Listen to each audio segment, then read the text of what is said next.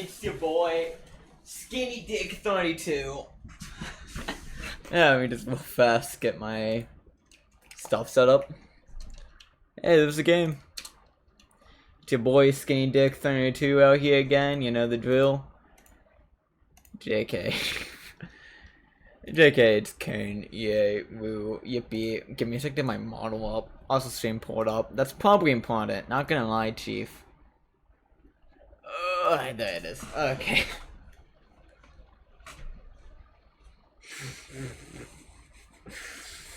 I just got hit. For mental image, I'd rather not have right now. And that image of Dr. Phil. An image of Dr. Phil up on screen. And it's like a Mr. Price. I swear, I'm gonna sound insane if I don't find this. Let me get my model up. Before I do anything. Ugh. Shut it, Epic. I'm not doing your fucking end of summer sale. Ooga chaka, ooga chaka, ooga chaka. When the hell is it 4 a.m.? Not UK, 1 hour ahead of UK. It's like Spain? I guess, I don't fucking know. Honestly.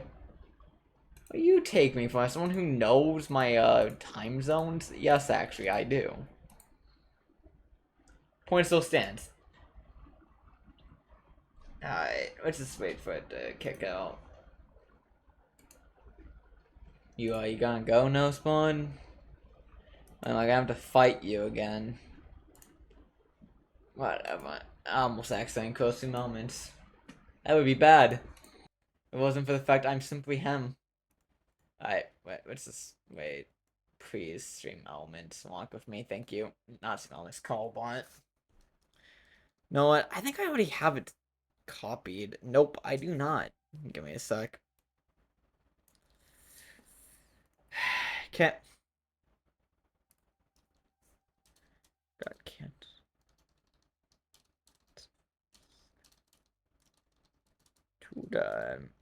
I like just doing 2 streams a day. Just to like, fuck it. Should we send it here?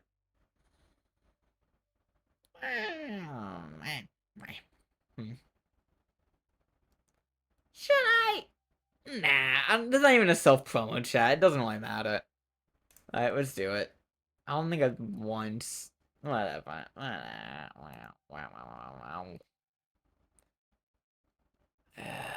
Okay, the game's getting pulled up soon. In just momentary, if you will. Mr. Rain 2. Mr. Rain to hide the pain. My D&D session getting cancelled. I want to kill shit. Give me a minute. I do not have the DLC yet. I was rolling off until patches came out, but patches came out. I just haven't gotten on actually buying it. So I waiting for the game to get patched before, I started doing the DLCs. I bought the new DLC. And then, well, it came out, and the patches came out. But I didn't think it would actually come out so soon, so, like, I guess that's on me, honestly. I'm a fool. I know nothing.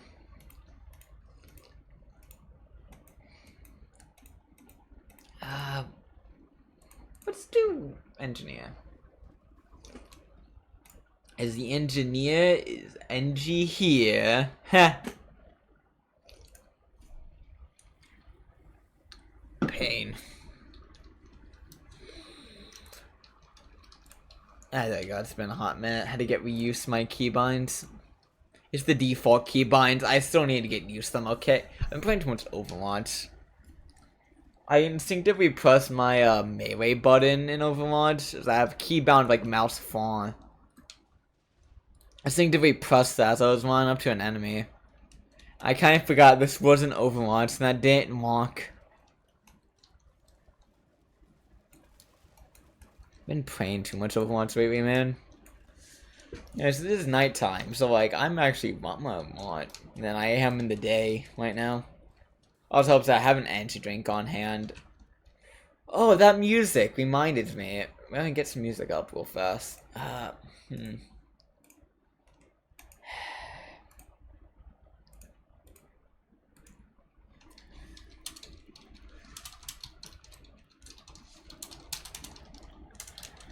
There we go. Pog. I. What? In the butt? What? Music. To play.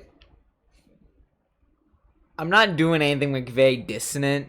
So I physically cannot think of any like major soundtracks I want to listen to. Major soundtrack head ass. Okay. You know what? Ah, fuck it. Why is it like that? Shot it. Okay. Well. Oh yeah, cool, awesome, epic Sonic music. That's really what I'm trying. Oh, epic and cool Sonic music compilation from 2 years ago that's 4 hours long. Don't mind if I do.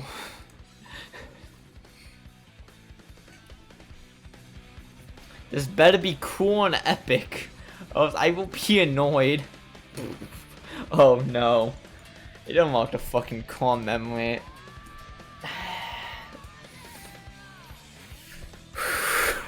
I'm trying my best to keep my composure, as I am a professional. Are you sure this is Sonic music? What song is this?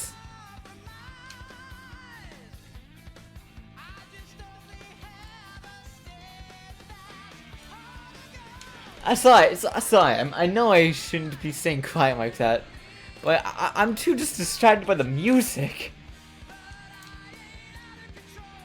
Lose control. Woo. I'm gonna be here for a while, so like buckle up. I'm annoyed, so I'm playing Risk of Rain 2. It's like the game is actually pretty good at calming me down.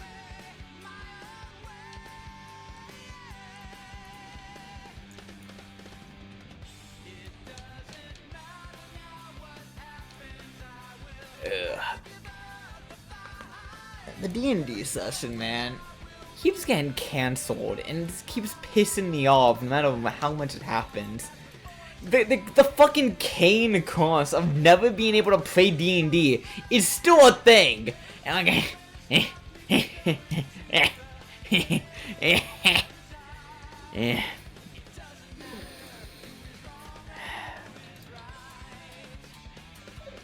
that's the only reaction I can think to give right now.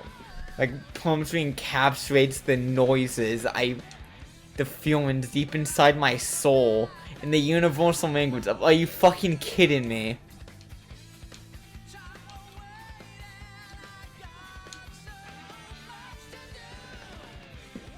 So yeah, we're back live.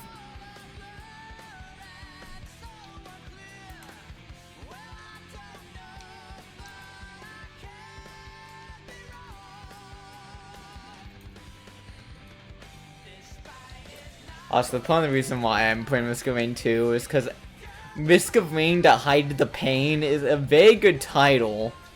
And like, I came up with it, it's like, oh, that's good, I need to use that. So here we are. Risk of Rain 2 to Hide the Pain. Welcome to Hurricane.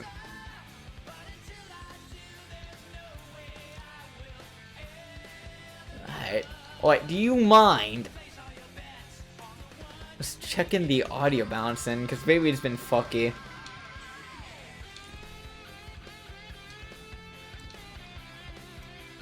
I swear, people are like, hey, you don't stream at a good time for me. And I stream at a good time for them. That's kind of inconvenient for me. And they don't fucking show up. I'm like, what? If you just don't want, if you can't be bothered, then just tell me. I'm not gonna get insulted because you're busy. It's whatever.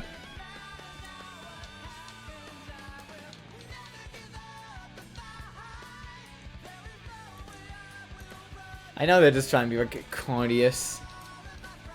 Also, I do get vaguely awkward whenever I have to talk about being a streamer on someone else's stream. It's like, well guys, I'm also a streamer. You should check me out. Like, no. Bad. I'm like, I'm not the focus here. The same hand, free promotion's free promotion, I guess. It's like, I appreciate the effort. I like the energy, just, no, please don't do that.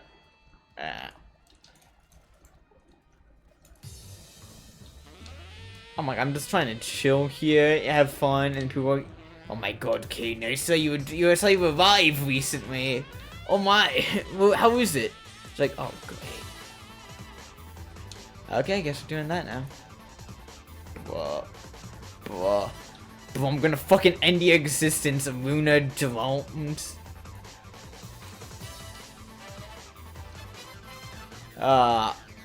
Vision of Heresy, I guess. That's not what I thought. Okay.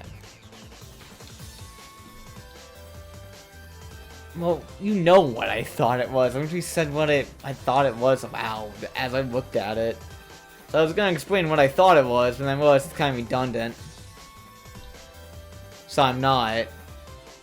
I thought it was Visions of Heresy.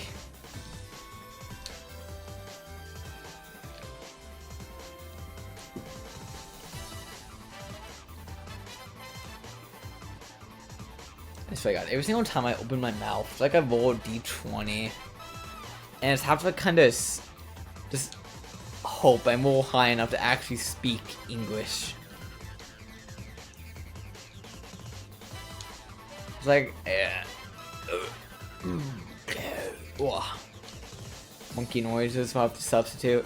It's like, I can speak Japanese now, like, somewhat decently if I have to.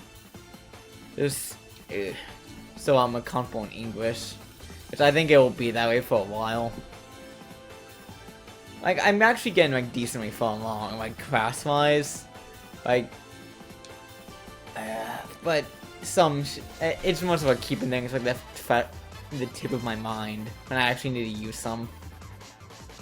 Like, for instance, like, there was this one recent lesson we won. Oh, the recent lesson we won, we're like, about chapter 7 of Genki, if that means anything to you guys. But it's basically, it's like, fucking hell, like, Dokoka, nani, shini, and then like iku, kiku, or some shit like that. I don't fully, kidu, whatever. I don't remember the full one. But I can fall to tone. I'm not gonna remember it, Chief.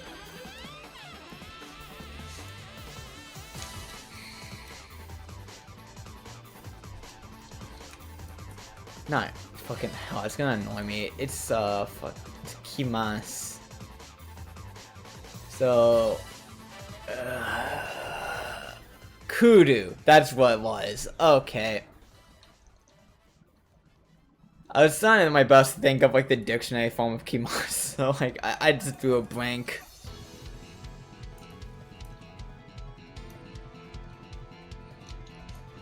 But yeah. Also, yeah, Team D session got cancelled, so I am sad about it. Yeah. I don't know why I'm speaking like a toddler does now, and it's like, I don't know why I'm speaking like a toddler, and I'm like, this happened, I am happy! It's like, no, oh, please.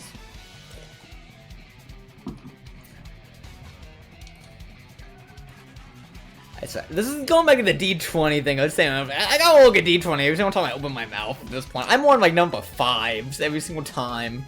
I've been speaking, wait, what is this? I'm not even tired.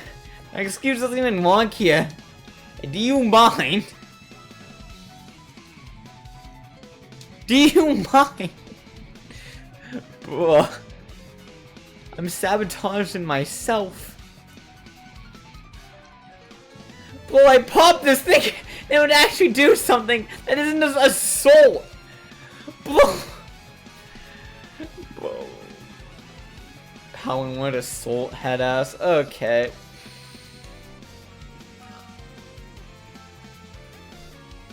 Oi. But yeah. Japanese going good. Although I did accidentally overstudy for that class. Cause the farthest extent I got to was like Seidu causative forms. Is it causative pass? I don't remember really. That's the forms I got up to. We had fucking Teidu. Like Teidu. That's where we're at. It's like we're a good bit out. Because the next like steps after this one, comes like major like grammar changes, is like Teidu, and then it's like not potential forms. Like I can do this. It's like Yadedu, like Yadedu, Miedu, Kikoru, Kiko, shit like that. And then after that, it's like almost casual forms after Teidu, and then casual forms, and then finally to be able to, and then we get up to like in Genki textbook 2, causative and passive. I'm like, please, let me speak. Let me just speak the damn language, please. I don't think I've ever used passive tense knowingly in English, but still. Oi. Kill yourself.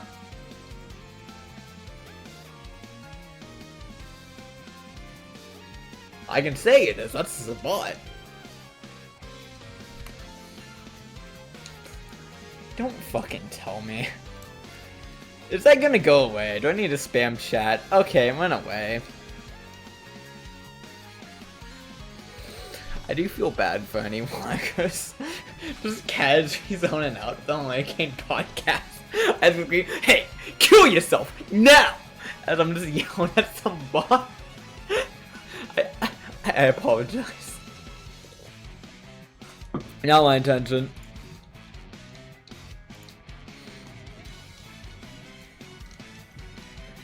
Do you mind?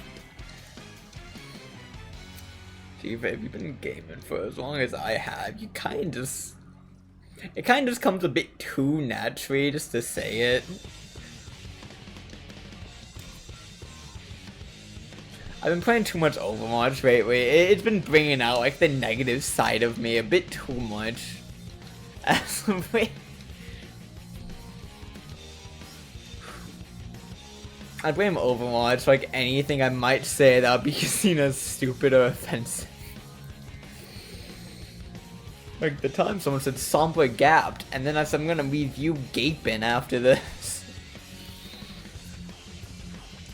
Not realizing what I said. JK, go as full well what I said, I just didn't really care.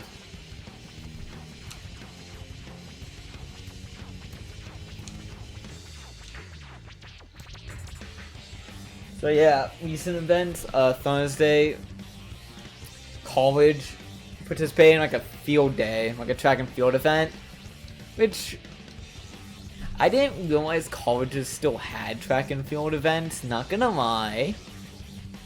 And I accidentally stumbled upon it. I got gold, so I'm taking it, but like, I kinda stumbled into it. I destroyed those freshmen. Like, they did not stand a chance against me. They left in my dust. It's actually a pretty close race.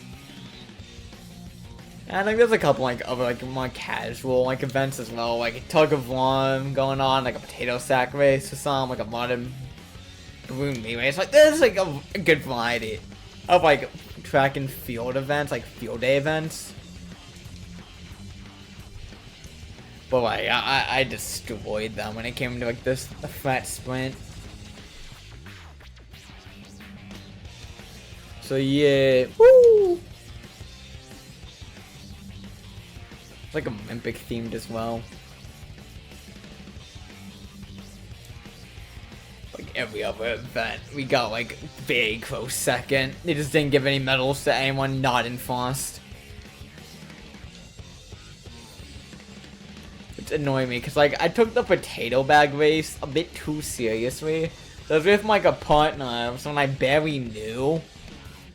And the thing is, we figured that we would, you know, walk in a pattern, so like we're not tripping on each other, so go like inside out, inside out, inside out, inside out, as we both shared a leg inside the potato sack.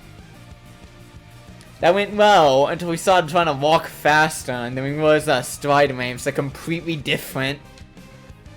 Because I'm short, so my stride ramps are a bit, you know, shorter than people's.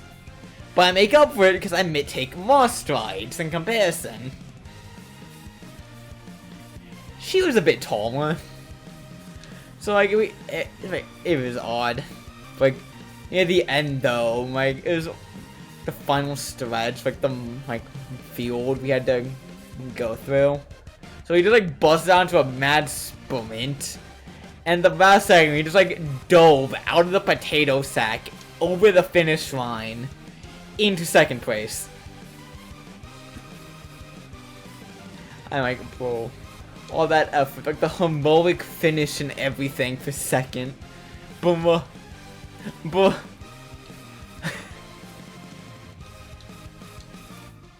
Dude, we weren't the only team that tripped. I thought we were forced for a while, so I just popped the fuck off the second I crossed the line. And then I realized I wasn't fast. I was like, oh shit. God damn it. And I was like, are you okay, partner? Are you okay? Oh my god, did you hurt anything? I was like, eat it! Sorry. That was a bit loud. That was aggressive, Jesus. I didn't mean to be that loud.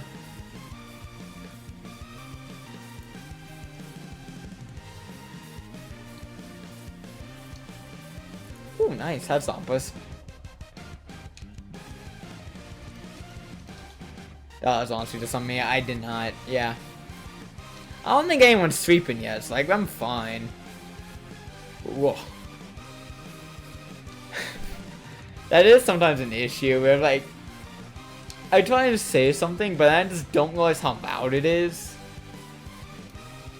So, yeah.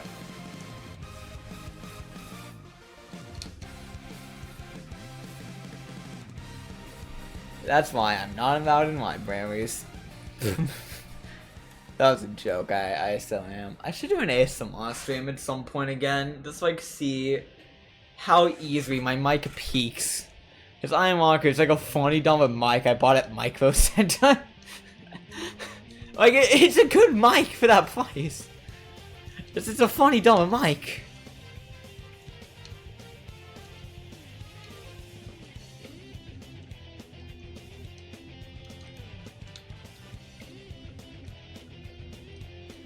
Aww.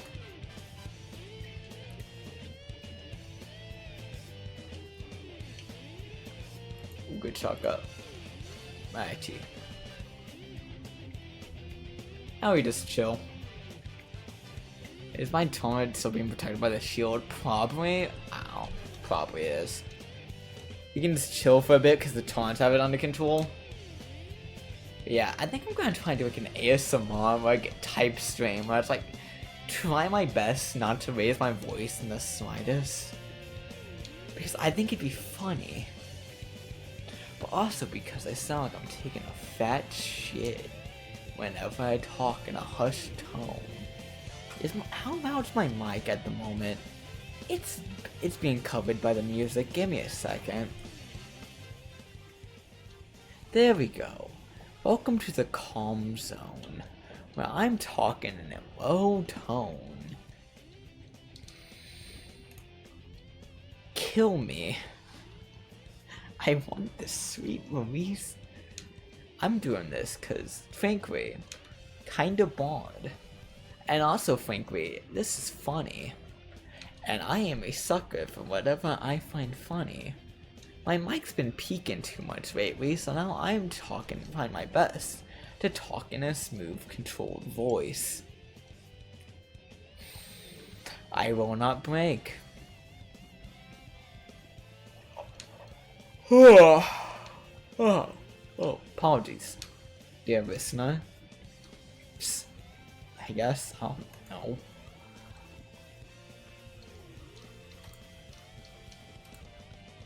This energy drink ain't shit.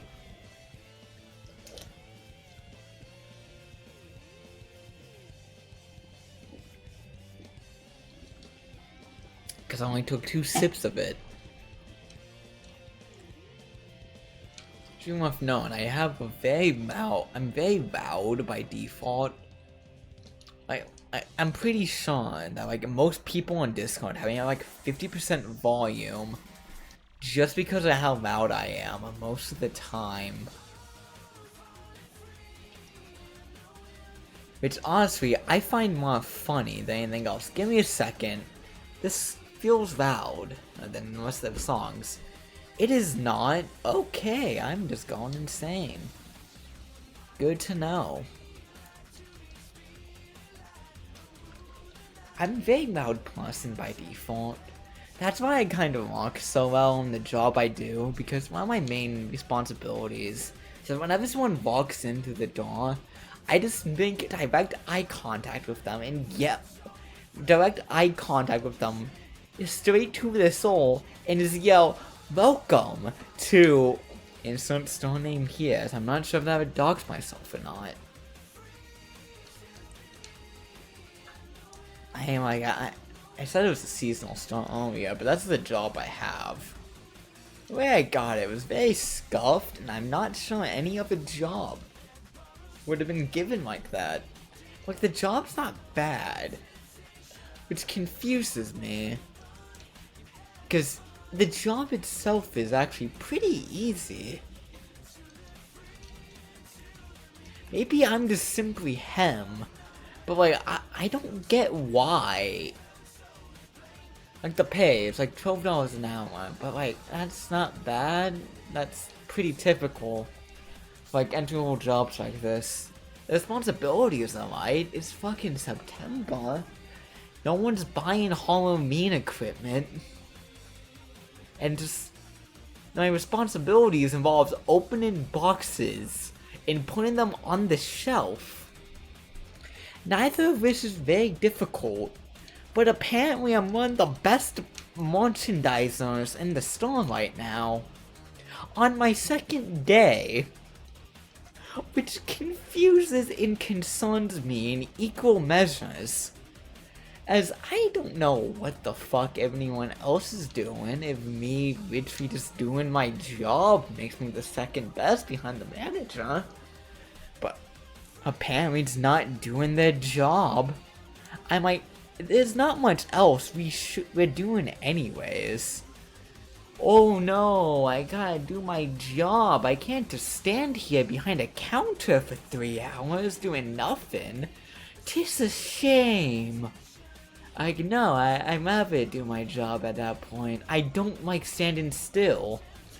That's why I like the job, because there's always something to do. And if I'm standing still, I feel like I should be doing something. So when I'm doing something, I feel, like happy that I'm actually doing something. That I'm actually making progress, like tangible progress. So I don't get why my other employees don't do their job. Like, what else are you doing? It's a fucking Spirit Halloween. It's not that interesting, really. There's not much to see. I am aware to say it was a Spirit Halloween. I came to the conclusion that I probably won't dox myself by just that info alone. It's like 1,500 Spirit Halloweens in Georgia. But that always kind of confused me, not gonna lie. Like, there's one thing that's called as quite quitting is one thing. Just getting a job and then just not doing it is enough. It seems like, do you just expect the manager not to notice that you're not doing anything? Then like 4 hours, you went through 4 boxes of merchandise. When I went through about 16 in 2 hours. Like, how are you slacking off this much? I'm honestly impressed. Listen, I'm usually not like a fan of like authority figures, what the hell. But like, when the employees are this fucking lazy, I understand their frustrations now. I get frustrated seeing at it, and they're my co-workers, apparently, technically. I'm like, how do you even manage to fuck up that badly? How did you even get here so far? By doing something so incompletely and half-assed. It pisses me off, cause my mentality when it comes to like mock is that like I either get it all done, I don't get it at all. To see someone half-ass of such skill just annoys me. Cause it's not difficult. It's pretty easy. It's a right amount of luck. What are you doing?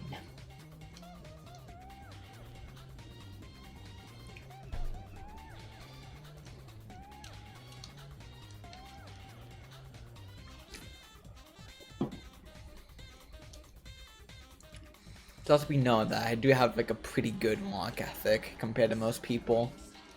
Might just be that talking, who knows.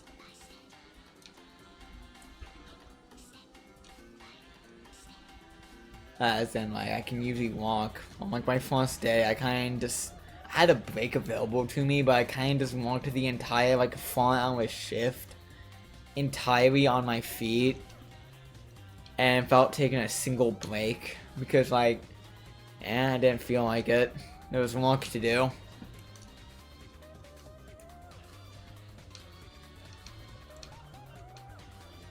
Like if there's work to be done, I will do it. That's how I got so far.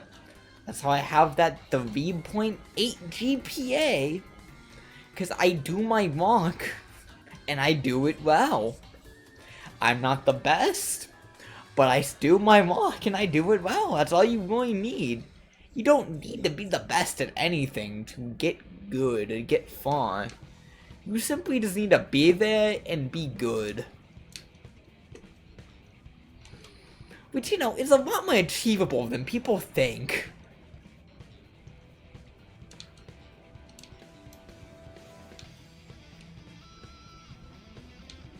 I don't know why I'm giving like a life lesson.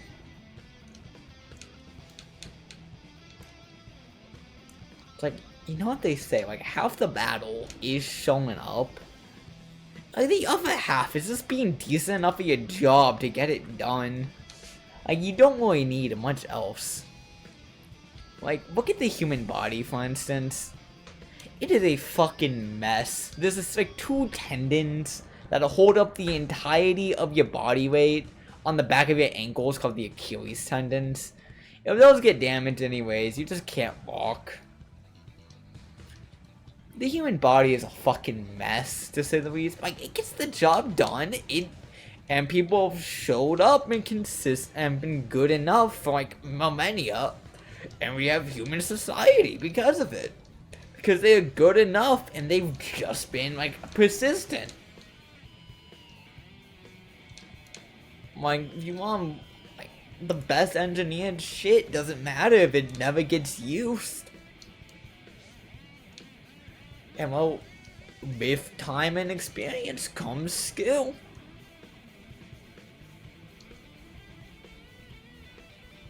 And with skill comes speed, so that's always like one of the biggest things I've had to like deal with and learn. Cause like all throughout like life, I guess, I've always been rushing more of my tasks.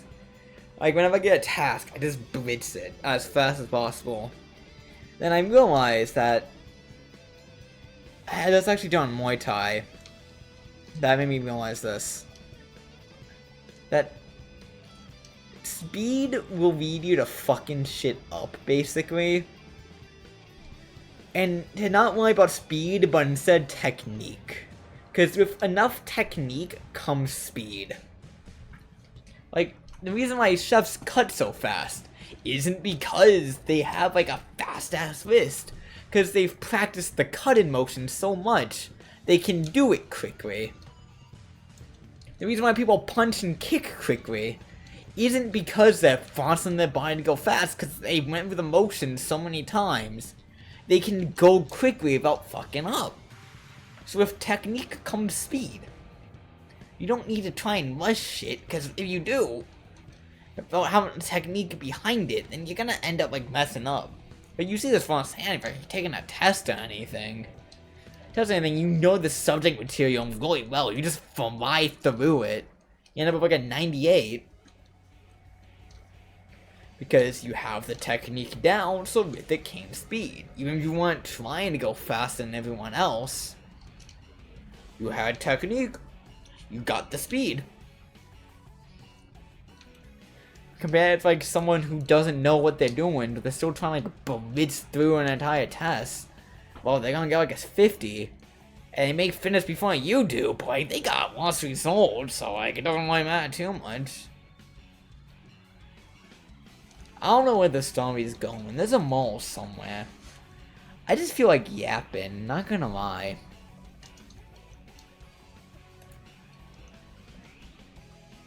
I'm very good at yapping. As yapping's fun. Although it does get diminished slightly when I remind people I'm only 19. I go, what the fuck is this guy on about? What life experience is he drawing from? He has none. I'm like, oh shit, they're onto me. They know. I need to bail instantly. Oh no. Please. Please, I promise, I'm not talking out my ass. But yeah. Speaking of tests, I do have a Japanese quiz I need to take. I just keep forgetting. It's due this Tuesday, it's online, it's like a vocab test. And I already know all the answers on top of my head. So I can get knocked down, like I saw in 5 minutes. But like, I keep forgetting.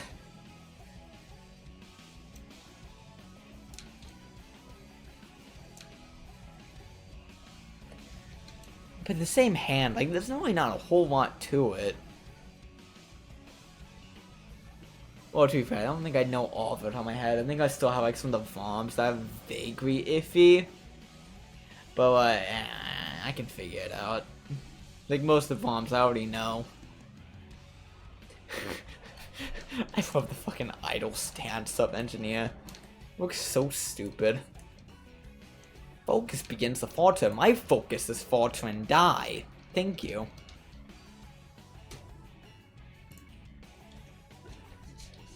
Whee.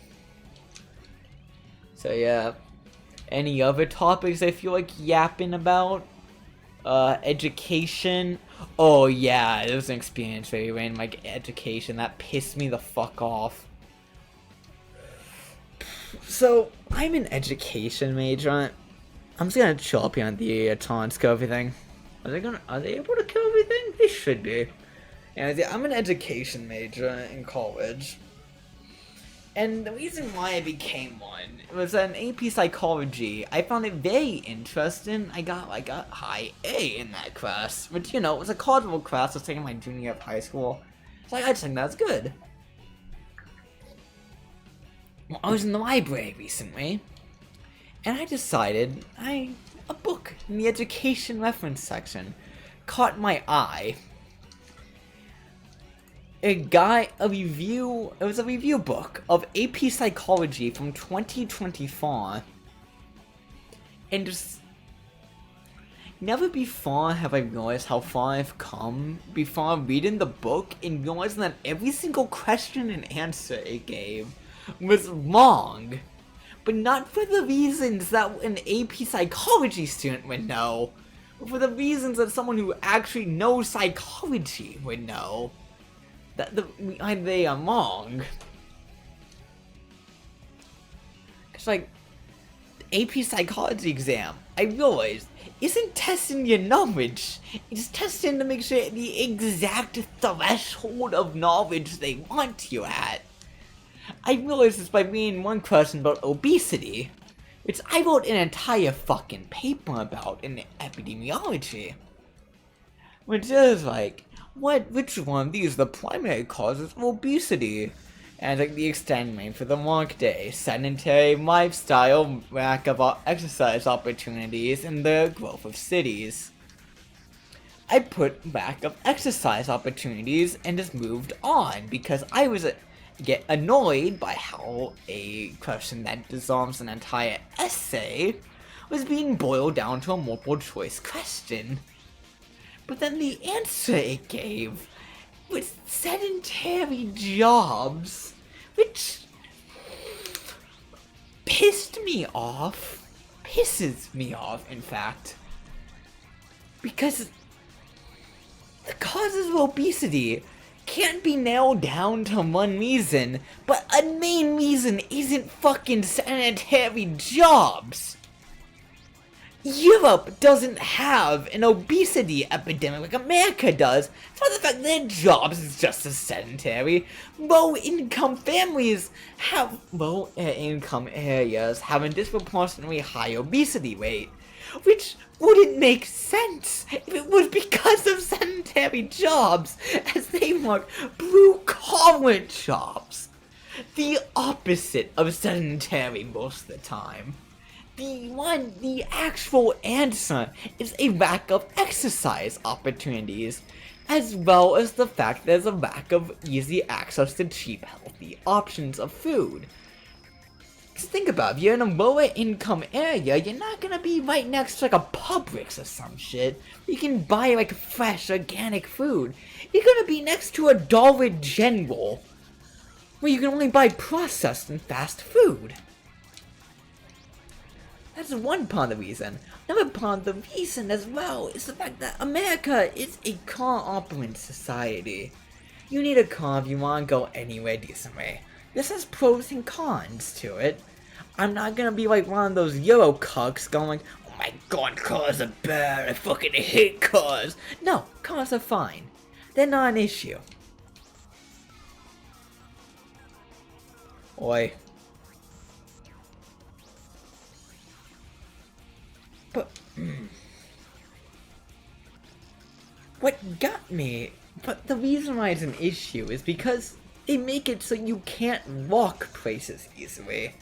They don't provide an easy, walking itself is an easy form of exercise. So if you're able to walk to places, you're getting exercise in even if you're not meaning to. But also in the fact that, like, biking as well, like a common form of exercise and transportation, like Europe per se, isn't as encouraged in America. There's not a whole lot of bike lanes in most places, and it's inconvenient to get around. Most places aren't designed with pedestrian traffic in mind. So there's a lack of exercise lack of opportunities. The exercise also perpetuated by fatigue culture, in which a lot of workplaces often leave their employees feeling too tired to actually exercise after the fact. And this, being normalized and treated like it's okay. This is also not exclusive to America, but combined with all the other factors, that's mostly the reasons why we have an obesity crisis. But sedentary jobs is not one of those options! And it gave reasons why the other options are wrong. And one of them was like, oh, there's always more new ways to exercise. I'm like, no the fuck there isn't. And the new ways you're thinking of are gadgets and toys. They're not actual ways to exercise. Also, you're missing the point. Exercise has remained virtually the same since the 1950s. No, since the fucking Stone Age, the Neolithic Revolution. Exercise has remained mostly the same.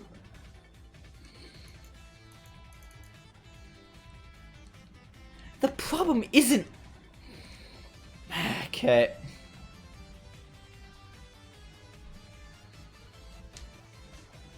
It's like there's always new ways to exercise. Like what? That damn shake it belt that just vibrates intensely on your stomach? That's not exercise. That's a toy.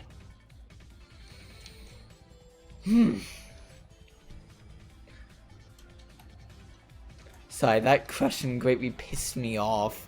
Because it didn't even explain what it meant by that. It literally said, there's always new opportunities there's always some new opportunity to exercise. It's always like some new way to exercise. Like, the fuck does that mean? Okay. Oh fuck, book the ASMR guy to snap back to reality. Man, over. I apologize.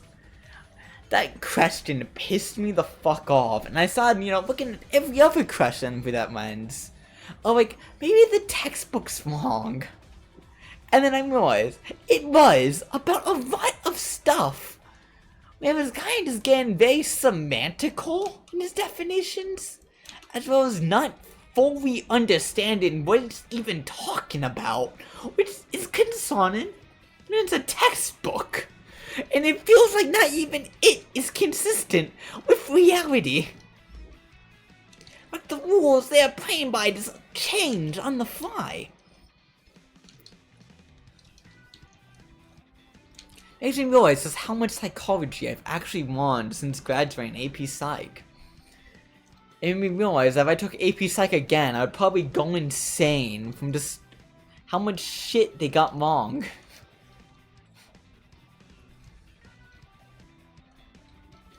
In other news, College Bond is a fucking sham, and it should be, gotten rid of. Some zero pompous.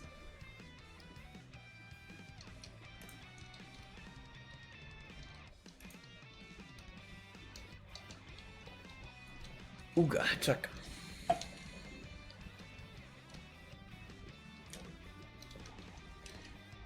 Also, I mentioned they're practically a monopoly in the field of like academic services like that. There's no other academic service that provides extracurricular college credit outside of College Bond. It's a monopoly in every sense of the definition.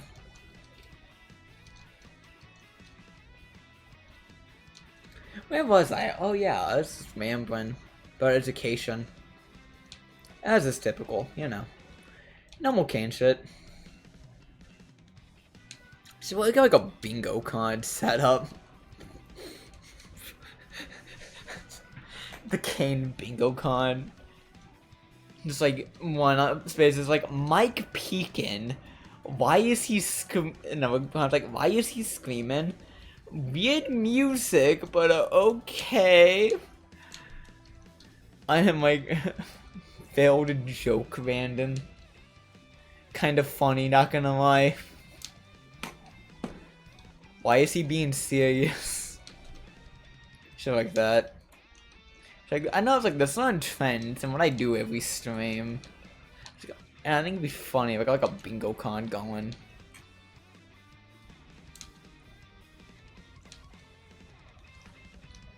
I just realized none of what I said made sense.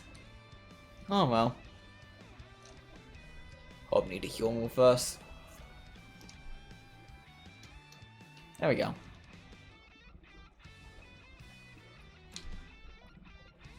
I didn't want to use my keys, not grass, watches, that watch. Yeah, that one. Took me a hot second, but I got like the accessory, right? It only took like 2 guesses. It's my defense. I don't want to play this game outside streaming it, not very much.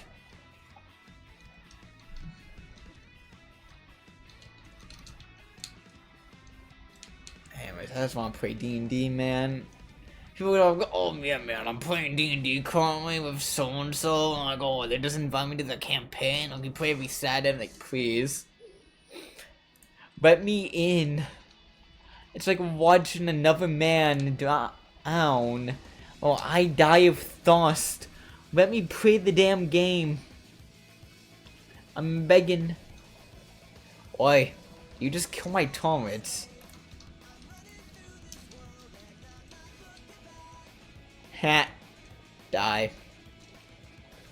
Just a fast check. Okay. Audio is a bit quiet, but to be fair, so am I. I'm purposely being quiet though. I don't think I am purposely made the audio quiet. Goddamn, fell.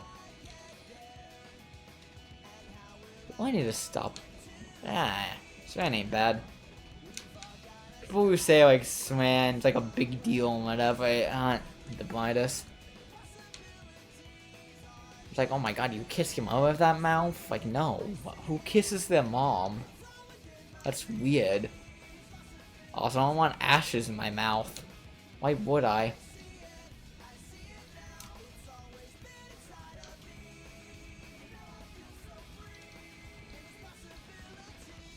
Alright, that's another one off the bingo card. A random dead mom joke.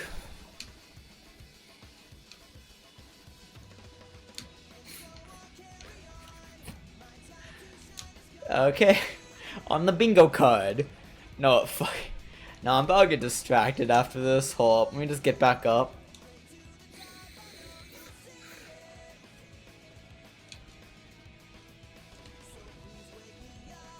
Oh, fuck. Shit. Bro, I fell once. Alright, hold up, I'm getting distracted real fast. I have a very funny joke idea I want to do. I'm gonna get... Oh, give me a minute as I get, preoccupied, I guess. Gotta get my MS Paint out. Got it.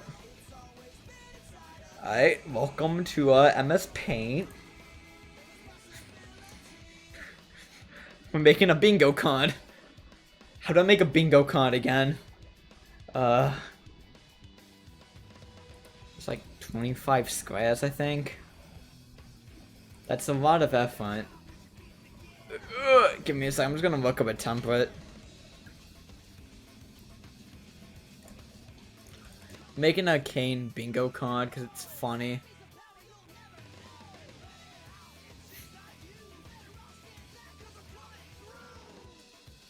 Oh, bingo card generate. I don't mind if I do.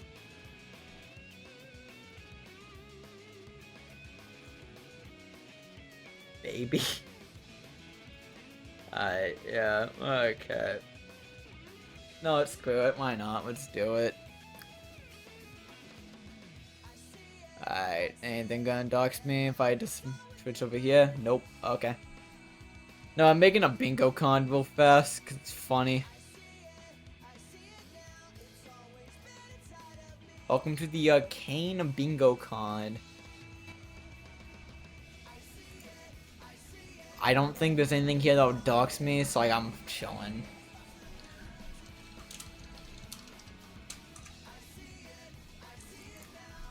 Don't know why it's baby themed. Okay, Thanksgiving? Vintage, why not? Random life lesson.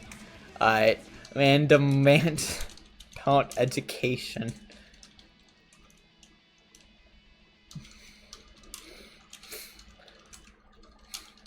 Alright, so far we're going good.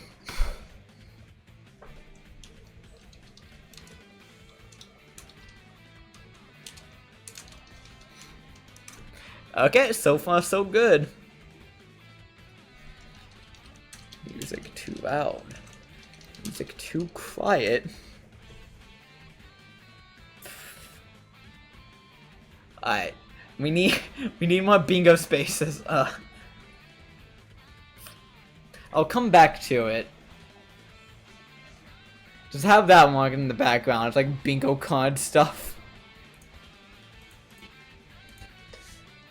So far we have a random life lesson, a random rant about education, a dead mom joke, a year mom joke, stuff, that's a free space, music's too loud, and music's too quiet, and stating the obvious. Okay, let's keep it going. Who are we playing as? Not, why not? I don't feel like thinking.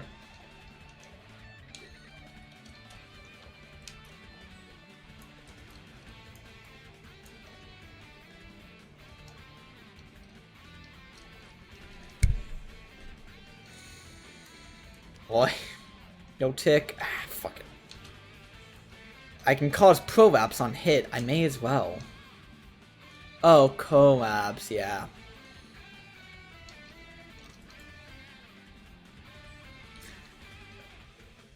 I should...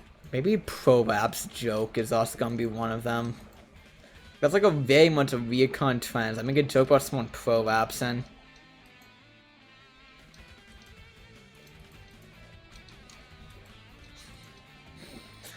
I got it. Help, I got another bingo space.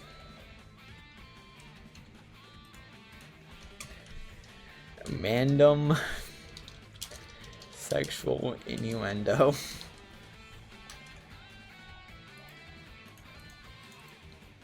Alright, we need more. Alright, we have a 9x9. We need about, oh, fuck, math. What's... 14 more spaces, and we got this.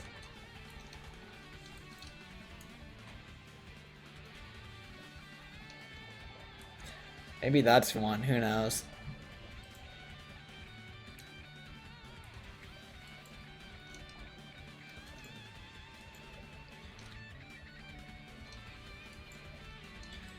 Ooga chaka.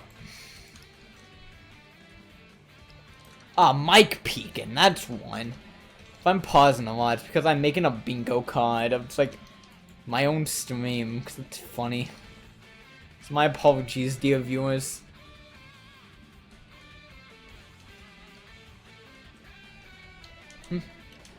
Ooga. Booga. Oi. Die.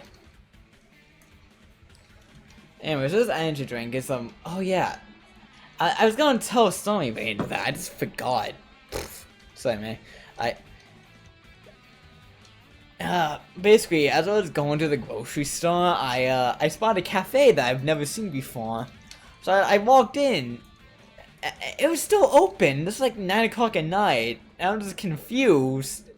So I just walk in, like, see, like it's pretty like well decorated. It's like a regular boba shop, but it was like cafe, not a boba shop, which is weird. I don't even think they sold boba.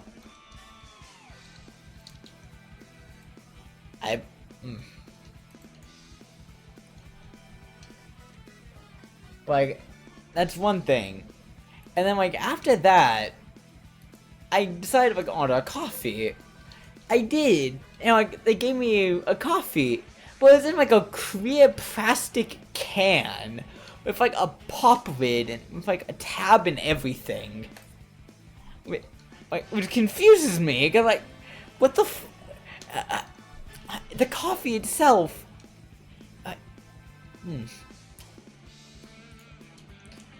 I'm trying to think of the best way to describe it. Maybe these 3 minutes of ads will distract me in about 3 minutes. Who knows? JK, I'm not gonna commit you to that yet. In about 3 minutes, I will. I'm just now aware that's probably not wise. Start giving like a detailed description when I know ads are about to hit.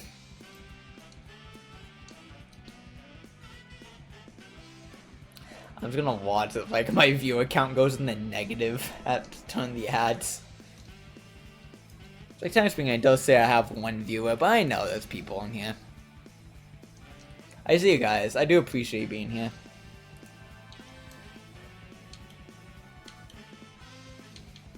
Due to my amazing sense of whenever people are present. I think I will stick to like streaming like past like 10 p.m. because like I like this like type of like vibe where it's like just chill. So I'm like chill, I can kind of just do my own thing a lot more. I don't have like other people in the house making a shit ton of noise. And like like only downside is like British people.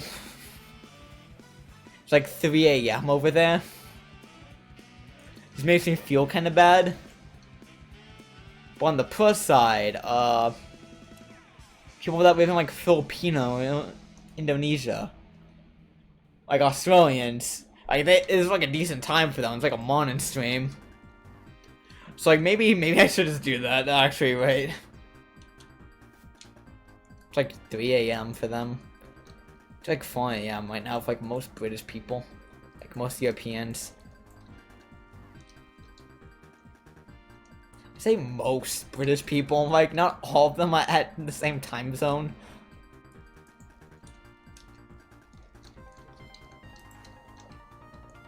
Okay, you. Oh, music feels loud. It's not. Okay. Fucking mic, sorry about that. Ah, I got it. Hidden the mic. Mic peeking. There we go. Oh, fuck.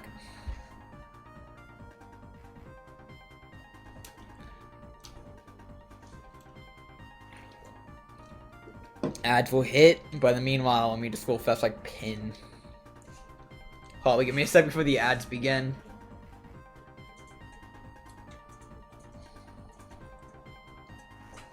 There we go. That way I just don't forget.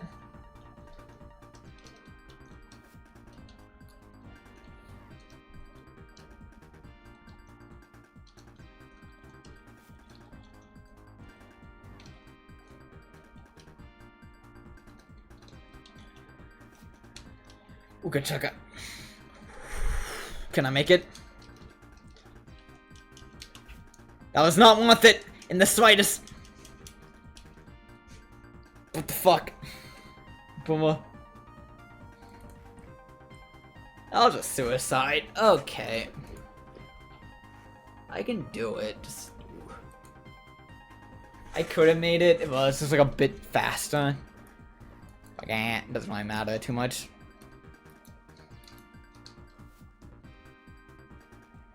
Just ads are playing out at the moment. And for some reason, my stream manager didn't tell me say the ad to mine, which makes me think it's a bit broken at the moment. But, you know, it's fine. Doesn't really matter too much right now.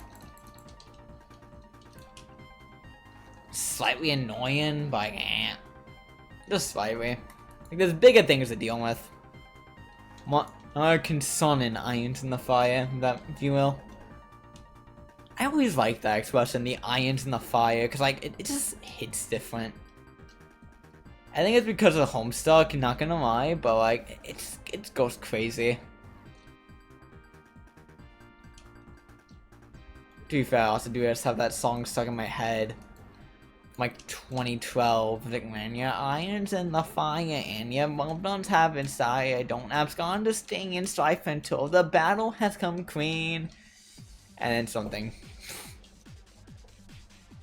Homestuck has permanently altered my speaking pattern because like I use abscond in normal conversations and it just fucks with people greatly because no one uses abscond. But it's such like a good ass word. But it's also like such a Tumblr ass word that like it's very obvious where it came from.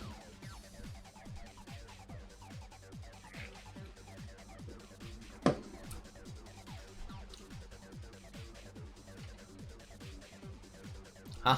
Oh. I was just standing there like, why are we not moving? And I realized we've only done one wave. Captain, it's Wednesday.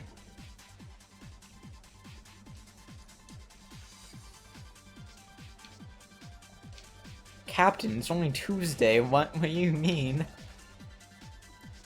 Alright, we are back from the ads. Welcome back. Are you more likely to buy a Honda Prius now? Say yes. I got like $2 if you say yeah. So yeah, cafe. The cafe dumbass. I've never heard that one actually. Whatever. So yeah, cafe. It gave me like a weird plastic container with like a tab on it. Like the same type tab you found like a soda can. And I was like, okay, and we had to mix it up and everything. And I was being pranked for a second when I got told that. I was like, oh yeah, mix it up, huh? I thought it was like carbonated for some reason, because like, why else would it be in a soda? Why else would it be like a weird see-through plastic container with a soda tab on it? It wasn't. They were just being helpful, but like, it's still weird. I tasted it, and it reminded me of the time I was at Lenox Mall on the way back from class, and I stopped by a Sweetheart Bakery inside Sud Mall, and tried a legendary drink called the Sea Salt Latte, and then gagged, which is impressive as I don't have a gag reflex. It reminded me of that due to the fact I could feel my sodium levels rise whenever I drank it. Like, I tasted it, and I was like, they use salted caramel for this, what the fuck? It hit me with sweet, a bit of caramel, and then the depths of Poseidon's asshole itself. I'm like, what the fuck? As like, the cute girl behind the counter was just staring at me, so it's just like, is good, yeah. Like, you should come back soon. It's like, yeah. I need to order something else.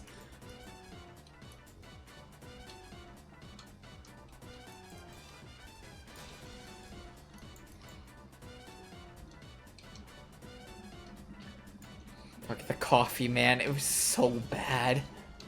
Like, I took one sip, it's like, you know, this ain't that bad. And I took another sip, and it's like, okay, maybe it's not the best, but... And then I took another sip, and I'm like, oh no, this is horrendous. This is not fit for human consumption. What is this? And then I took a longer sip, and then I realized the coffee itself tasted expired. Took one more sip and realized just how salty it was, and how it felt like I was giving Poseidon a rim job.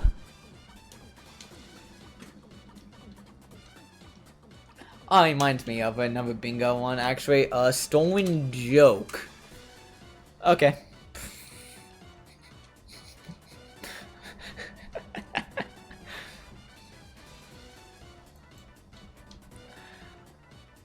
I'm gonna release that to Twitter, and then someone's like, who the fuck's the hater that made this?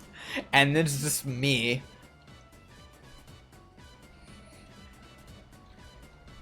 To be fair, I actually did steal the Poseidon mim job joke from a comic book. Not a comic, from like an old like book, not old. I don't know what the comic was called. You know, fucking hell, it's gonna annoy me. It's a very distinctive art style and everything. It's like, I should know it, cause like it's a famous like comedian, like, a comic. What, you know? Have like a web comic, they have like a web comic set up, and like the main slayers are like it's like Batman underwear or some shit. I didn't get most of the jokes because I was like 7 when I read the book, but I think like irrevocably changed my sense of humor, and I still steal jokes from it sometimes.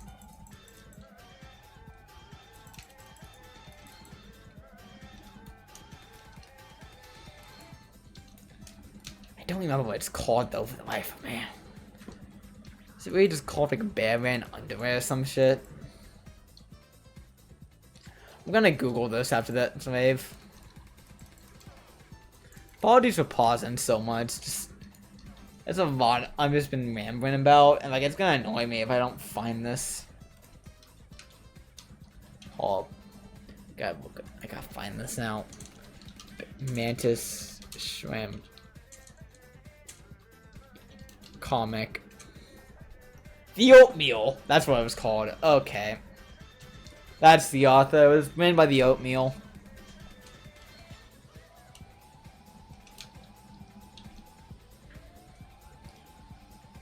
There we go. I found it. I'm proud of myself. It was the second published book.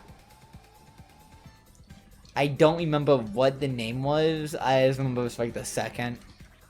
It's like it was one of a book was on the back.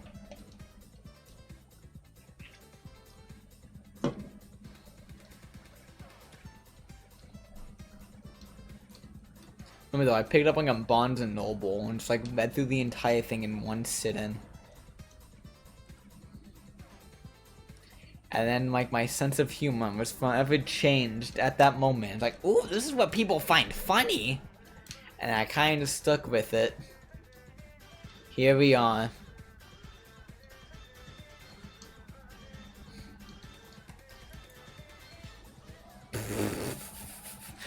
The domino effect of me picking up a random book in a Barnes & Noble to me becoming a VTuber. Funny how that works out. I mean, I think I was gonna become a streamer, like, at any point, no matter what, really. But, like, who knows? I do just enjoy streaming. And I am treating this more like an audio diary than anything else at this point. Like an audio diary where I'm trying to be funny, but still an audio diary. Let's see, summer vacation, summer is practically over, which, like, thank God. Cause, ugh. Fucking hate summer. As we know, I hate summer because I live in the South. So, like, my definition of summer is humid as fuck. It's like 90 degrees plus, like, consistently as a high every single day. And, like, nothing but unexposed sunshine. Like, uncovered sunshine, basically. Like, 90 plus degrees with, like, humid ass temperatures. Humid ass environment. So, like, I'm suffering most days in the summer. I like the fall best, because, you know, like, here in Georgia, it's like, the sun's no longer trying to kill you, and you can step outside without, you know, having to reapply motion. Like, some days, I swear, because, like, it's way up flat against the wall and start climbing on it like a gecko of how humid it was.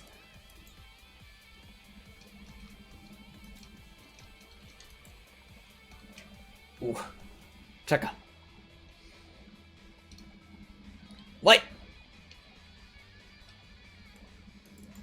Don't worry, I just need to kill. Trust me, I'm the best at killing shit without getting hit.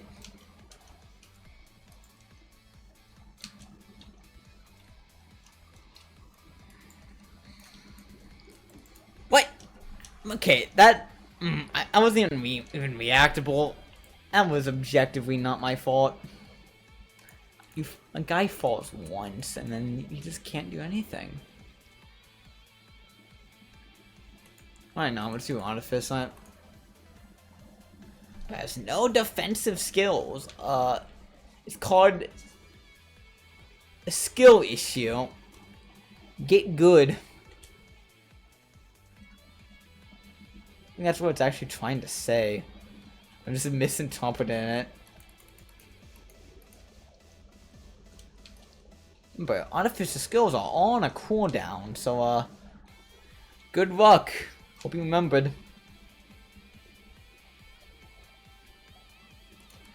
What is this dog fight I'm about to get into?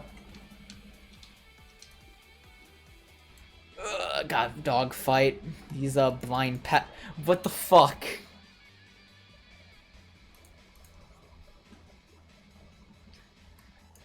Oh, blind pest damage has been changed. They now deal less. No, they have not. I think they accidentally nerfed their damage in the last... Oh, my computer's going insane because I have it uncapped. Gotta recap my FPS back to 60.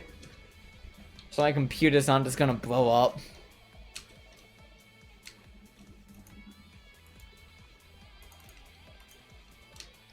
That's the reason why I usually have my FPS capped. It's like 60 FPS looks fine. But if I leave it uncapped, then like my computer's rate is gonna push like 300 FPS. Like you're not gonna be able to even tell a difference between that and 60. So you're kind of just like, I can be able to just like go like 300 FPS at all times and then just explode within minutes. Why I don't have it capped. My awareness on how computers work? That's probably not how they work, I don't know.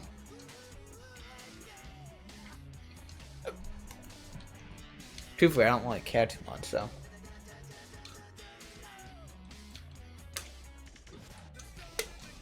But you're the one to bring it up. Shut up, appeal to authority, ad hominem.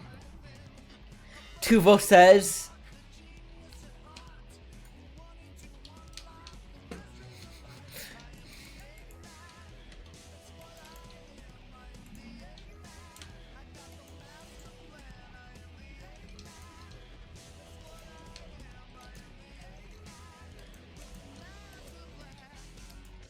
So no one's gonna get that joke. I don't know why I keep telling that. I need to stop telling jokes that like no one's gonna get because it's like about like a very specific meme I saw like once like 3 years ago. Like, it's not even like a popular meme, it's just a random one I found on Reddit when I was like 12. Not 12, when I was like 16. It's 3 years ago, yeah. Wow. That's how time works, Kane. I don't know why you're surprised.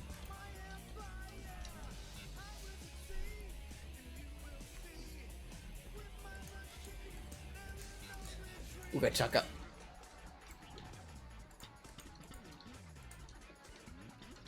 Also, shut up me. Got him so hard. Oh my god. There's no counter to that one.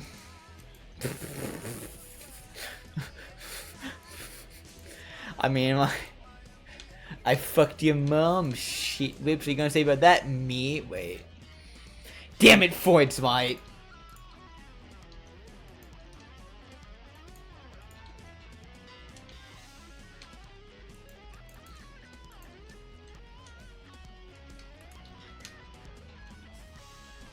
I swear to God, have I ever explained like my beef with Sigmund Freud?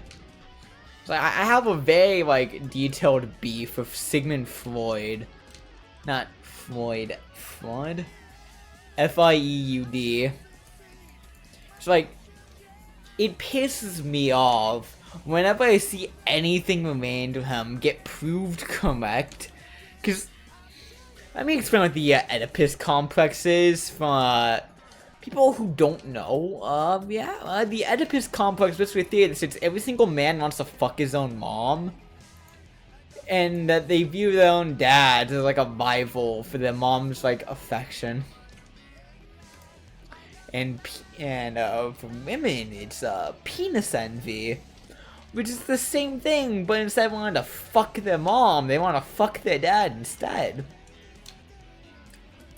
Needs to say, anything associated with that, it needs to say, the guy is also a deviant.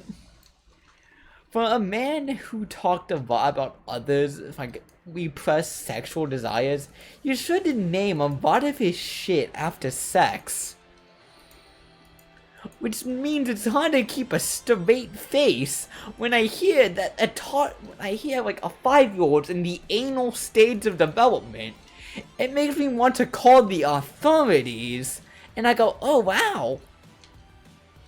It makes me want to call somebody. Like report to CPS, not go, oh my god, that child is now discovering their own sense of self-discovery, and what they have the authority and initiative to do. Like, no. Like, are you okay? Do you need me to call someone? So same guy who said if you're smoking a cigarette in your dream, you want to suck a cock. That's why I dislike Sigmund Freud. He has a bunch of shit-ass beliefs and I dislike greatly. I think none of what he says should have a place in a modern academia.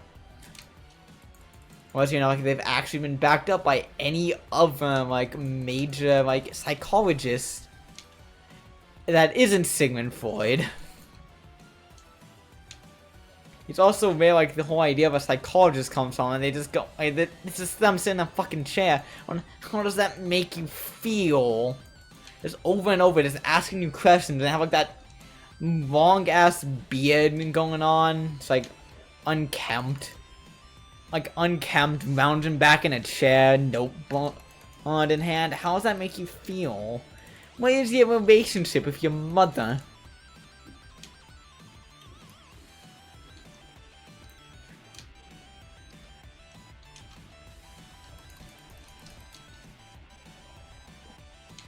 Shit like that.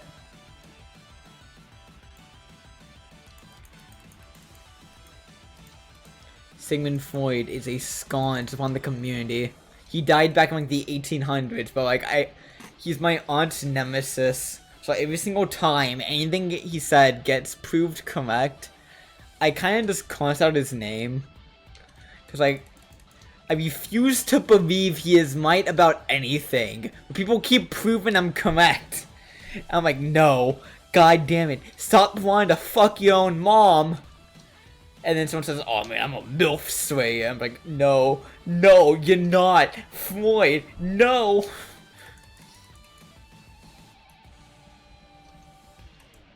Like, I love MILFs, I love mothers. It's like, no, back away, no. Wait, does that mean me saying I fucked your mom last night, dipshit, counts as Sigmund Freud? Guy,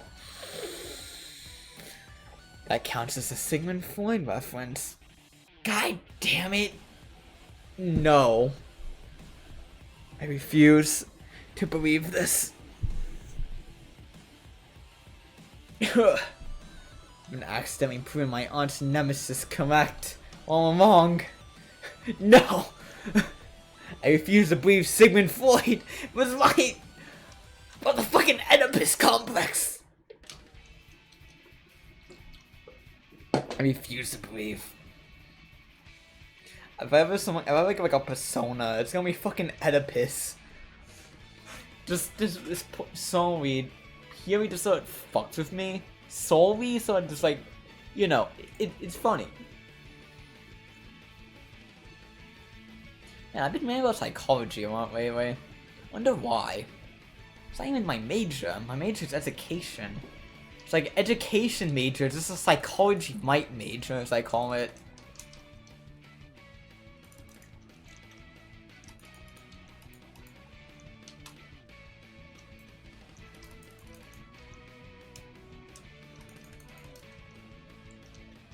It's like most of education, like the classes you take from in college, are just psychology classes. But you know, makes sense. You can't teach about education without also teaching about psychology. Like, there's only so much to go in detail about. It's like, oh my god, you're telling me retrieval cues are a thing? No way. Oh, you tell me students run better in an environment where they're a challenge, yet feel confident enough to actually bother stepping up to plate, so to speak, and try? And that when students don't try, they don't run? No way. I don't believe you. Oh, you tell me the best way to teach someone something is be passionate about the subject at hand, and to relate it to something they already know and have them come to the discoveries themselves? Have them come to the major talking points themselves? Wow, I have no idea. Oh, you see, like, there's a lot that like, I already know about education. Well, so counterpoint the whole, like, you want someone to run this strategy, make it so they come on to the conclusion themselves. Type bullshit. Like, on the one hand, it promotes self-efficacy, which, you know, is good. Because, you know, it promotes, like, you are more competent than you think you are. Like, you know more than you think. You just need to piece together the dots. But if they fail to reach that conclusion, it kind of bites you in the ass.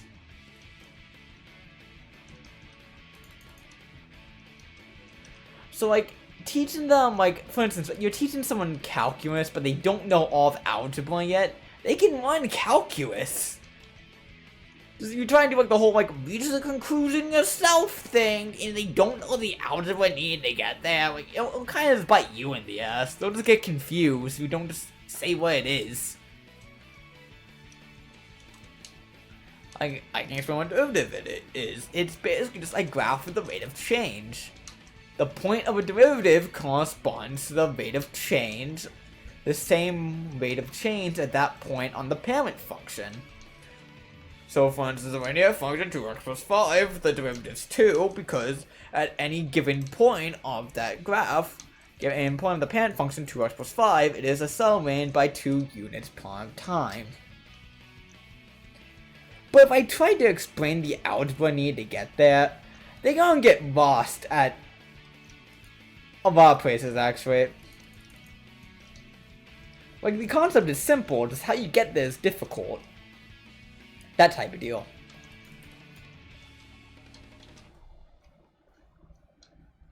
So like sometimes it's not like the best approach. Sometimes the best approach is just explaining it. Using, you know, words and not having the students try to get there yourself, because like sometimes you just physically can't. They don't have all the tools needed. And if they did, they probably don't have the proficiency needed to actually understand why they're doing what they're doing.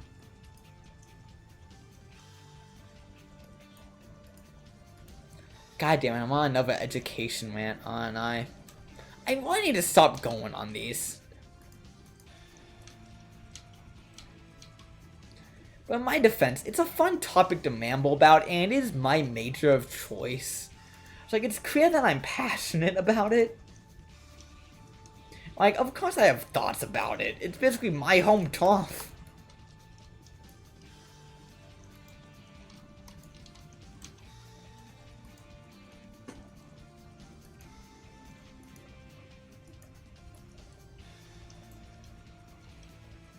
Do I get annoyed whenever people try and brush running off as something simple, like there's one intuitive way to go about it?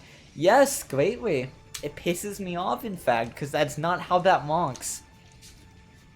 The whole idea of like the 3 different running types of visual, auditory, and kinesthetic is complete utter bullshit, by the way. That does not exist. But I got one thing right, is that no two people run the same way. People run different ways. And so, best you can do is try and accommodate as many styles as possible. Just the running styles themselves are gross oversimplification of that concept. To the point where it has been BuzzFeedified, as I call it, where it's now like a fun, clunky test to take to see what your running type is. It's like the IMBD, like, Myers-Briggs personality test. And it's like, before, like, it was just like a simplification of, like, the different types of personalities that might exist, like some possible options. But now, since into the public perception, people treat it like the all-knowing, like, this is what your personality test says, that's what you are at all times, in all situations. Who cares the fact that, like, most of these things aren't black or white, on or off, introvert, extrovert, instead it's like a starting scale where you either fall close to either end of the other. You are an INFJ and you will like it. I'm not an INFJ, I'm like an ENFJ. Oh, the fuck the entertainer one is.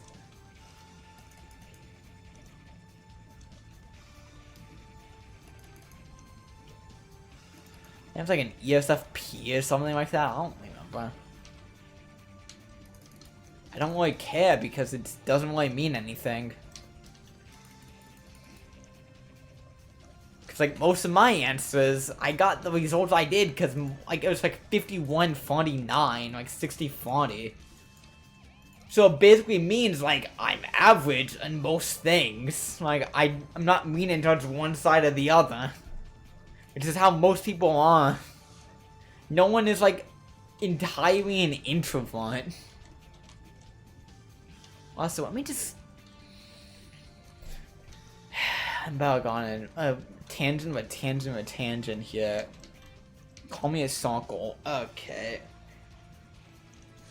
It fucking annoys me so greatly whenever people conflate introverted and extroverted with resolved and outgoing.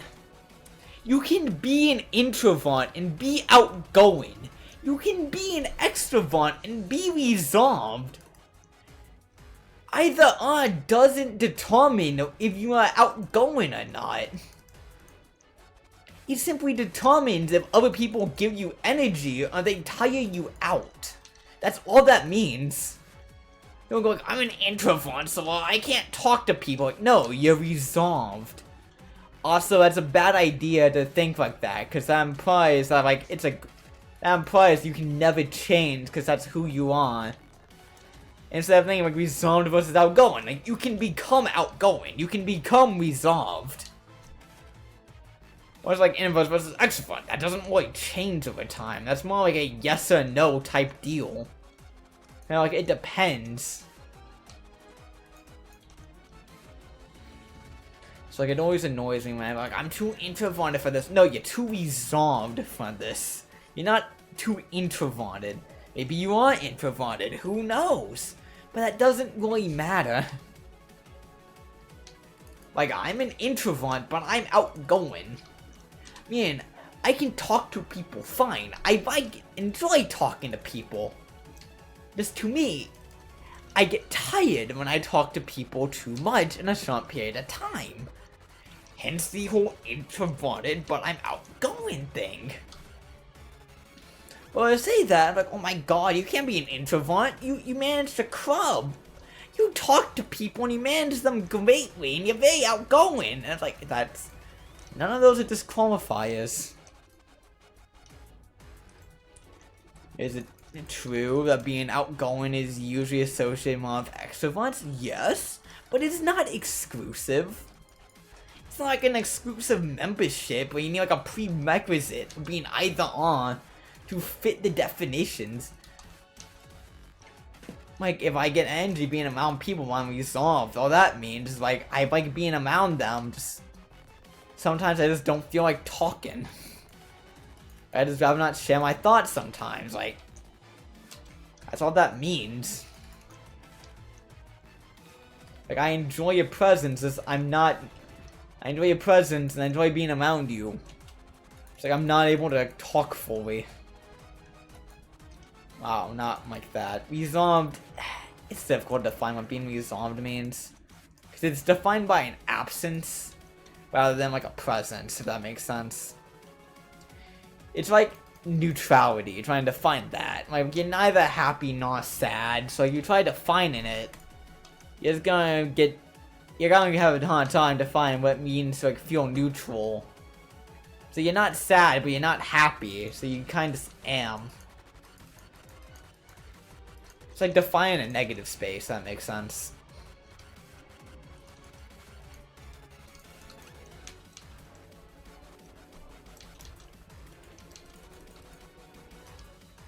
The Waluigi of Wands. A reflection of a reflection. But yeah, no, that's that, man, to over with.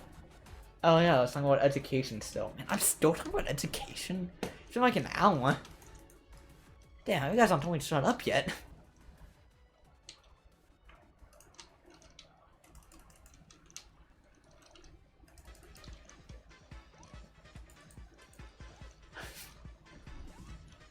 Yeah, I feel like just by watching my streams, you'll know way more about education than like you ever wish to. And they say my streams aren't educational. In fact, most of my rambling comes from a place of annoyance, not from a place of actual education in mind. I ramble because I get pissed off about something, so I feel like rambling. But there's a very special type of person to get pissed off about education. That's the type of person's me, though, because I'm built different.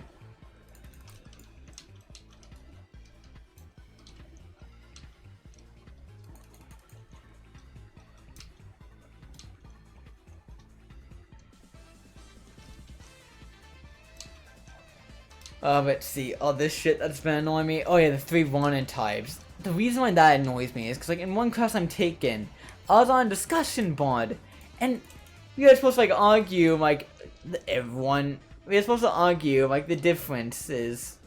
One, no one fucking read the discussion board and saw what the questions are actually asking. Cause the questions are just like pick A or B and like argue why. And what they said was like, one of them was like A or B, like everyone runs differently no matter what. Everyone runs differently and it's hard to like compare. Everyone follows the rough same sequence of actions. Notice this is a sequence of actions, sequence of like steps when wanting and developing. But you know, that's the one I sided with because it never specified fully what it was trying to argue if everyone wants differently. Because everyone does, but they follow the same rough steps no matter what in terms of development and in terms of wanting. Because, you know, they build upon each other. They require once every... And then, like, people try to get on my ass, like, oh my god, use language line as an example. I disagree because the critical wanting period states that, like, blah, blah, blah, blah. Like, misquoting the critical wanting period, even though in the exact same fucking discussion post, I brought it up as well, and... They just didn't bother, you know, reading that hard. Because, you know, reading's tough. I disagree, you should not have brought up language when you said they follow the same sequence of actions. Like, no, I should've. Because I was talking about how babies start babbling, they move on to one chains and two word chains and sentences, like simple sentences, and then eventually more complicated stuff until they fully learn English. It goes that way no matter what, it's the same sequence of actions. It doesn't matter if it happens in the critical period or not, it's still the same sequence of actions regardless of who it is. There's no fucking toddler out there. It's like a babbling. Actually, no, that's like a different... That was a different question, but they brought it up and tried like disproving my point. But also, I used the language example on a different section of that discussion post, so they were wrong in 3 different ways. One, they didn't read what the discussion topic was actually about clearly enough. 2, I brought the whole critical one in the language acquisition, because I was arguing that that running, especially as a kid, doesn't happen in like chunks, and it happens gradually over time. So I brought up language saying like how children, for instance, babble out the first couple words. Babble out the first couple words, but they do so by like, babbling every single day until they eventually get the correct chain right and then rewarded for it. And then when they start speaking, most of what children say is nonsense. But it's through that micro steps that them speaking nonsense, they eventually want to speak more coherently. And as a result, develop consistently. Yet they brought up the critical learning period, like that means anything. To that question, which it doesn't. That's not related to anything. Also, I brought up the critical learning period at a different question that the same person disagreed with me with, where I said children think differently than adults do. Because critical learning period, they literally learn differently, and they're literally working with an incomplete data set. Sorry, that question pissed me off greatly, so here we are. Children literally do think differently than adults do. Why do you think it's like, oh my god, that child sounds so creative? Like, because they are working with incomplete amount of data. They are extrapolating what they know to what they don't know, basically. That's why children do such stupid shit. They don't know better. Also, critical learning period. They literally run faster than everyone else, as if they literally think differently.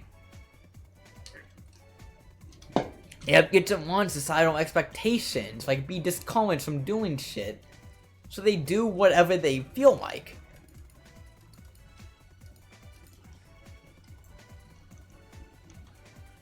But no, critical learning period, yeah, means whatever the fuck I want it to mean. I don't actually know what the critical learning period is, but if I say it convincingly enough, I may confuse this guy into thinking he doesn't know what critical learning period is.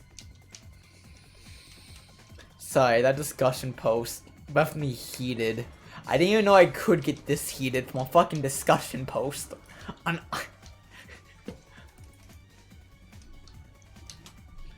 But like, I swear to God, my classmates are so fucking... They're stupid. They don't understand a single goddamn thing of what they're talking about.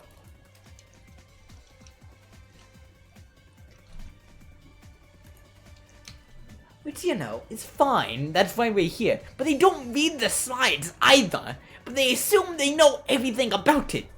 They are applying the wrong type of knowledge at the wrong time. And the ones that one ominous message I read and ran on the billboard of my ran on the whiteboard of my Japanese class. Yeah, I walked in, like, my Japanese class, like, the first day of classes. And on the sign was when, like, not first day of this week. And on the sign was just when the message, arrogance is applying the wrong type of intelligence at the wrong time. Do not be fooled and think carefully, and do not be backed into another corner by dogma. And I was like, what? Then I realized it was foreshadowing up until that point. But it's also an ominous as hell message to read, since there's not a class before us that day. So I feel like it was kind of left for me to see, not gonna lie. But yeah, no, like, arrogance is using the wrong type of intelligence at the wrong time. Not be backed into a corner by your own dogma.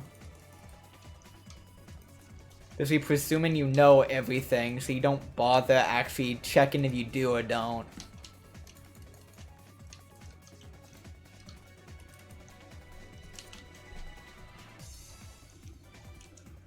Yeah. Woo! Don't know why he phrased it that way, but I guess that's how the ghost of fucking college phrased it. Got moaning model.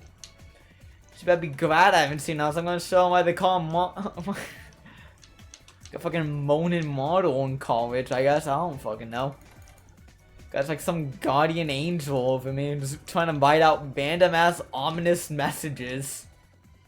Like, don't get arrogant.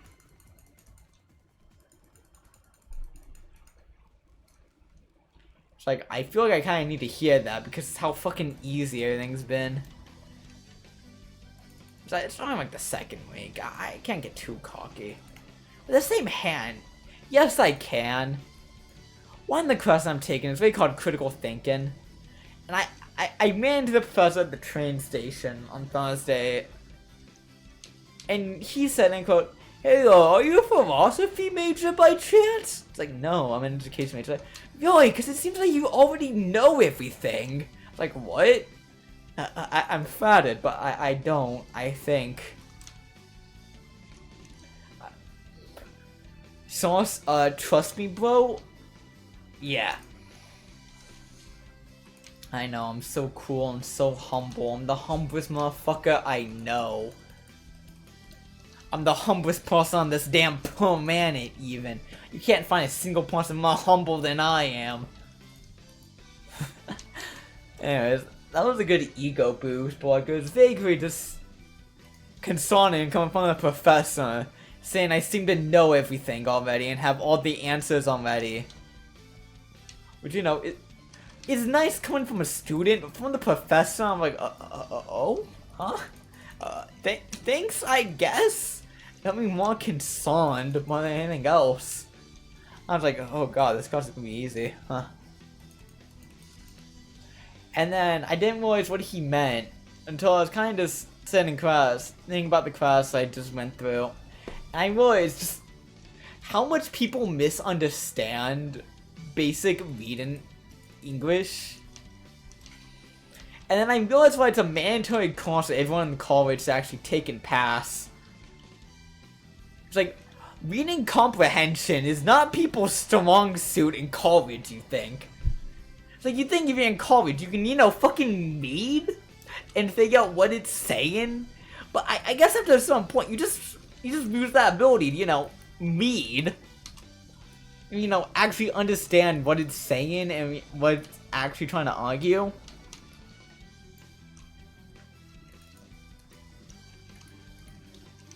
The amount of misunderstandings of basic English I've seen so far concerns me. Just slightly, given the fact this is a college. Like, it's basic English. It's not that difficult.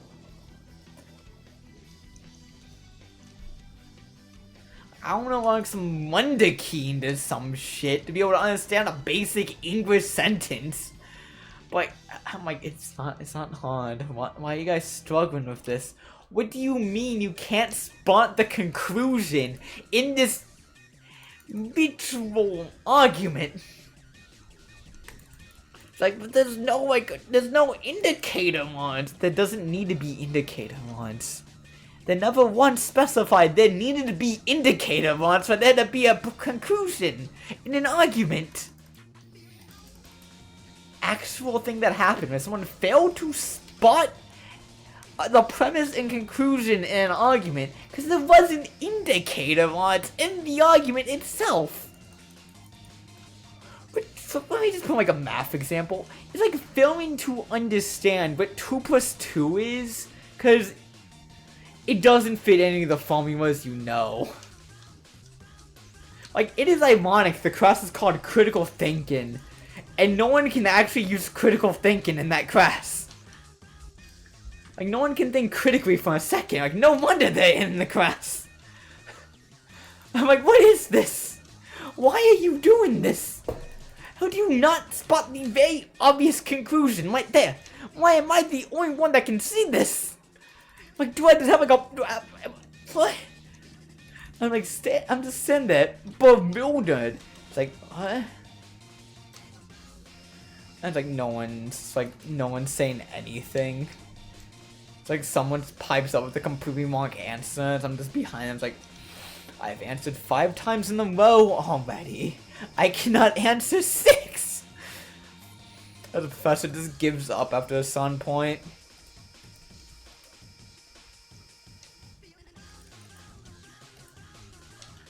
But you know, the professor's a nice guy. He's on the, he's pretty cool, actually. I just call him Professor, even though I know his actual name. But he is like an ex-member of the Korean government who came here to teach. Like, he's pretty cool.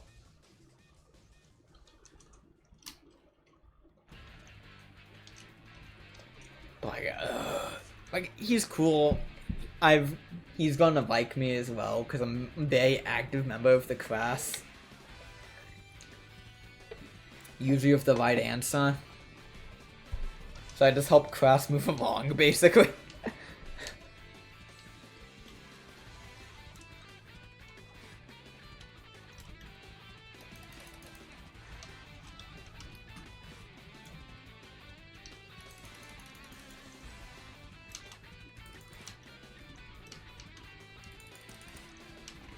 Alright, just throw this.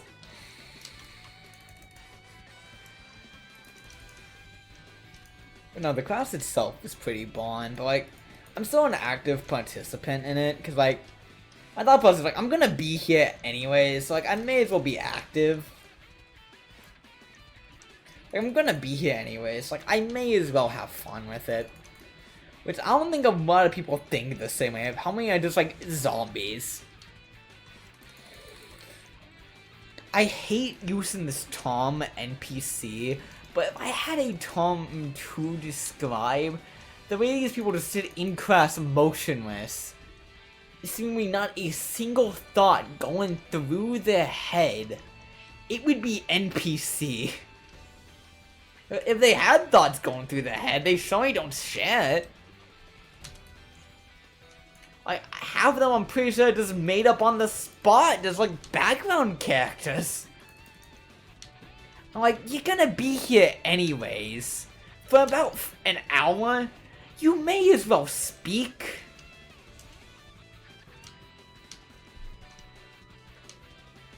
But no, like only 5 people in that class of 50 talk. Which annoys me. Because an unengaged audience is the hardest type of audience to work with. I'm speaking from experience here. I can work with a hostile audience. I can work with, like, a friendly audience. A receptive audience. An unengaged audience, you can't work with. Because there's nothing to work with. Literally. You may as well be talking to a brick wall. And when you need audience participation, oh, good luck. That's why I tried to be, like, active no matter what. Because, like, teaching, in my mind, is a type of performance. A special kind of performance, but still a performance. The duty is roughly the same, to reach an audience with your message. That is a performance. It's just specialized. That's the thing. We just don't tend to think of it as one. But at its heart, teaching is not different than any other performance.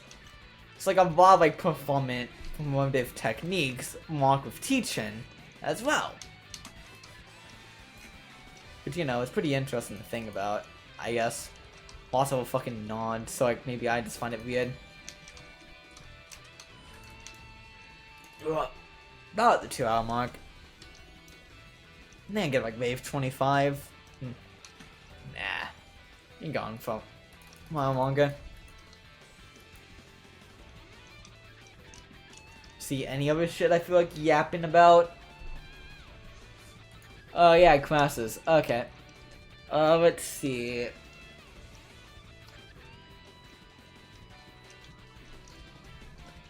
My English Comp 2 class, boring as fuck, not gonna lie.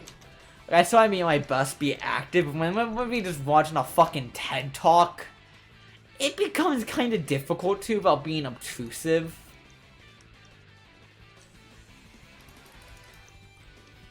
Like, I'm trying my best here, but, like, I can only do so much when it's a TED Talk. It's, like, half the class. And then the rest of, like, a class-wide discussion, but again, I'm the only one fucking talking. Everyone else is an NPC. Like, please, I can't carry the conversation. And also, like, I've never gotten, like, the idea of, like, a negative cardinal tilt before. But, like, looking at some of the people in that class, I understand what that means now. Cause, like, if I could place a bowl, and, like, it would conform perfectly to their jawline. I've never seen people with, like, negative jawlines before now. Like, I don't really care about their physical appearance, but they just don't take care of themselves, which annoy me.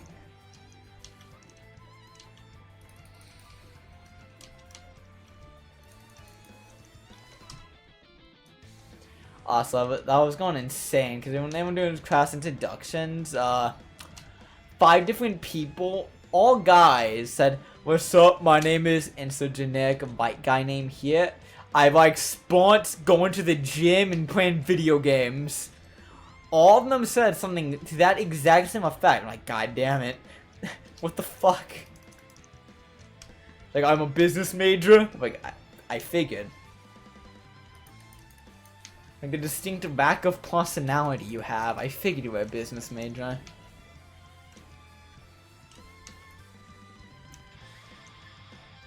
Like, a personality isn't just being snarky, but, like, get a fucking hobby that isn't something I could find on Tinder within 30 seconds.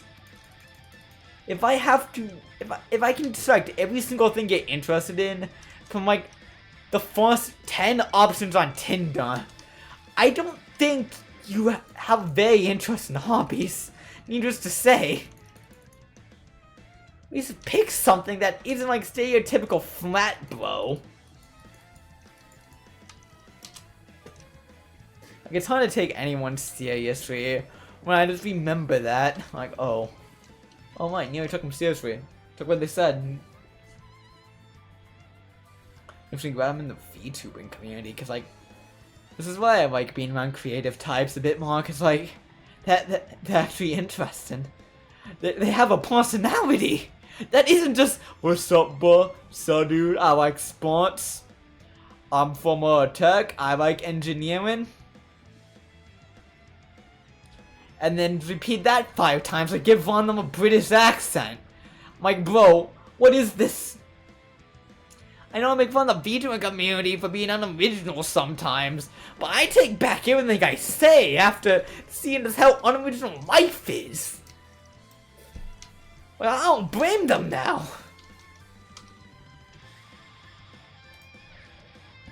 XP crap.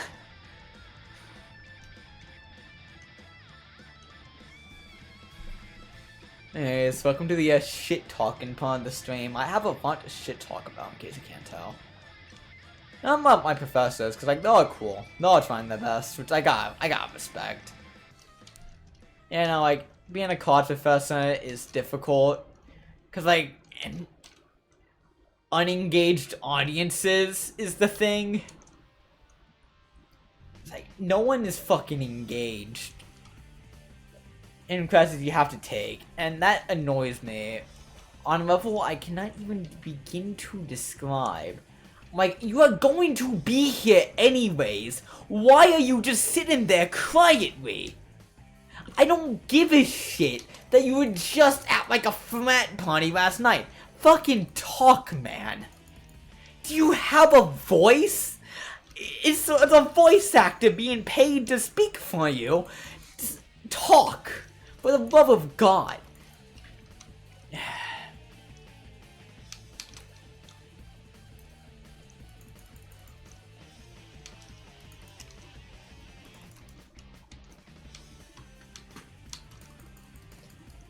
It's fucking stupid. That's the thing. That's what annoys me, is just how stupid it is that no one fucking talks in classes. You know, they're gonna be there anyways. Like, we're gonna be here for a while. We're gonna be together for like the next 6 months. We may as well get to know each other and, you know, talk. But no. You already know one other person in this class. Yeah, I know. We don't need to hear your voice. At all. You can chill on your phone. Yeah, no. Just leave the room real fast. Take a hit of your vape pen and come back smelling like weed. Yeah, that's fine. Yeah.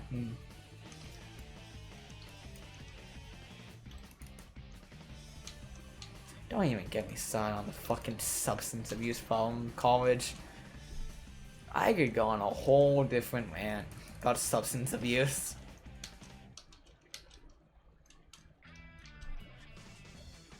One, I'm half convinced that the VTuber community has like a secret alcoholism problem. Like, the amount of times I've been talking to like VTubers like over the age of 21, like, yeah, no, bro, I just got done chugging like an entire bottle of whiskey. It's like, it's 3 p.m. Why? And like friends like Feast and like, yeah, no, I don't drink, and everyone's just looking at it weirdly, and it's like, well, that's not that big of a deal. Like, it's like, not drinking is like a personal choice. Doesn't really matter. And everyone just hounding her. It did make me vaguely uncomfortable seeing her drunk. That's also just the type of person I am, as I don't have very good memories with that type of shit.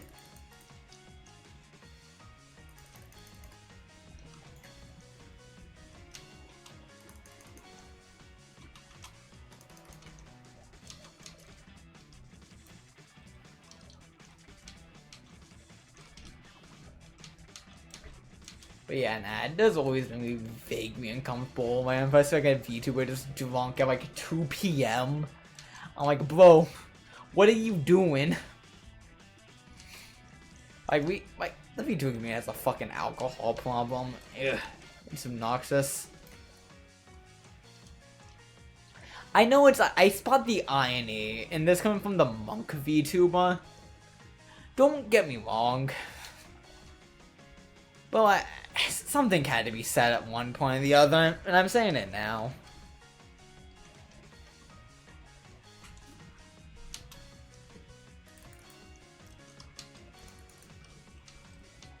Should also be more of note in that if I'm 21 and still V2, but I'm never gonna do like a drunk stream or like a Dominkathon or whatever the fuck. That's stupid. And most of the time, you need to be drunk to have fun. You're kind of born as a person to begin with.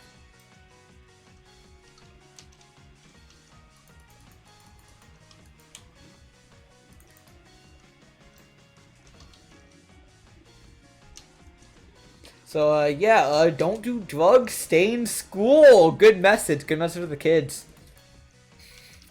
Any other things I should say? While I'm here. I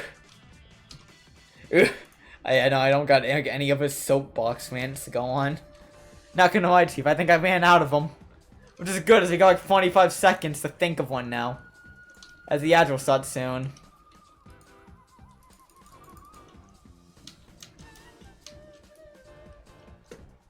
Oi, where are you taking me?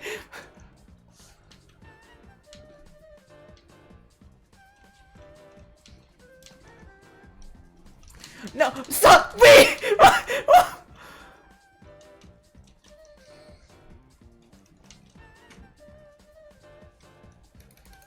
Bro, they kept fucking isekai-ing me.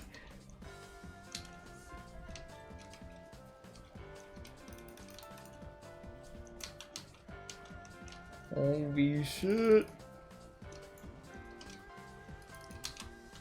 I'm about to die.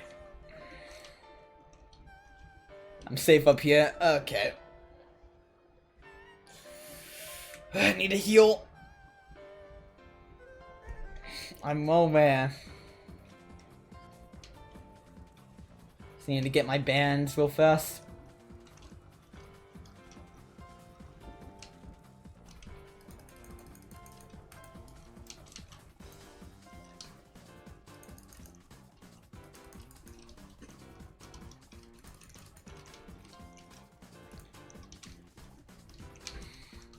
Alright, now we just move. We schmoove, if you will. Alright, ads, go, distract them.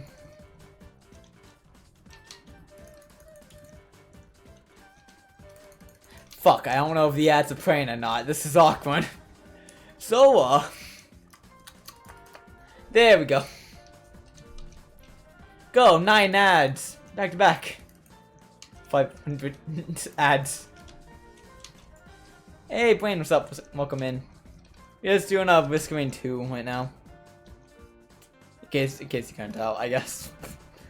How you been? Also, you did just pop in the exact moment ads hit, so my apologies.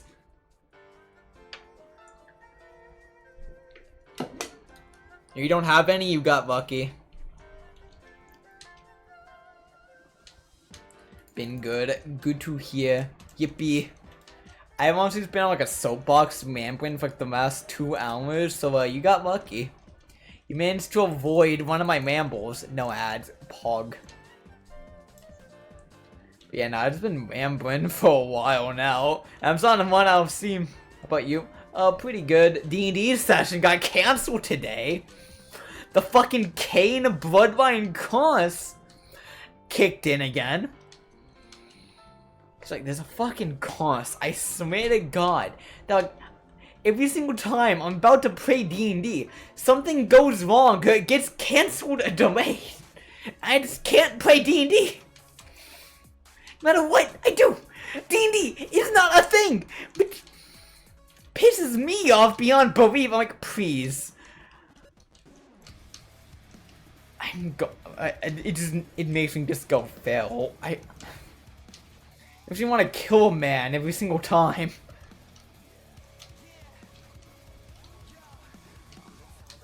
It's like, D&D means a lot to me. And the thing is, I can never fucking play it, because I'm just cursed.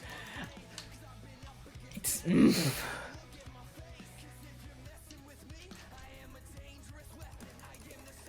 Let's see, I've just been mad about college for a while though, because...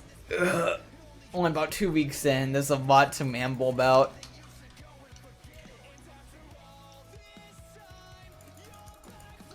What the fuck? I got hit once! What is this? Goddamn, I know. What? What? Bruh. The planet! Yeah, Baldur's Gate's fan too. I honestly have not touched Baldur's Gate. I was a D&D fan since like 2020 or so. Got into it during the pandemic. You know what? Let's do a monsoon one. But yeah, no. You wanna know what happened the last time everyone was together and I was ready to play D&D and the session wasn't about to get cancelled? You wanna know? My fucking power died for the first... Basically, D&D, it's odd. But, like, my fucking power died. The exact moment I got my character sheet out and was ready to play D&D with some other VTubers online, my power, for the first time in a month, just went, no, and just died with my internet as well. So I wasn't even able to play that session. Every single session after that has been cancelled, postponed, you know, just dead in the water.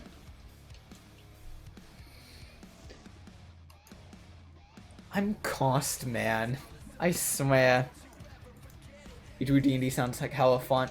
It is. It is pretty fun. But when I'm not cursed and actually able to play it, it is. So just to get an idea of how much I care about D&D, I founded the D&D club back in high school and managed it for like 3 years. So like D&D means a lot. I'm not trying to sound like I peaked in high school, but like...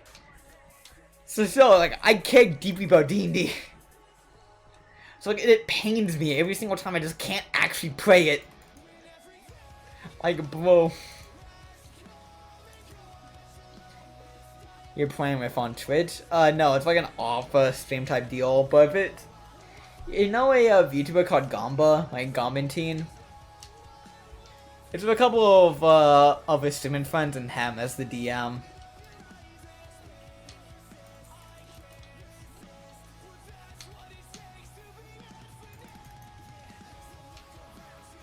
But I don't really stream the sessions because,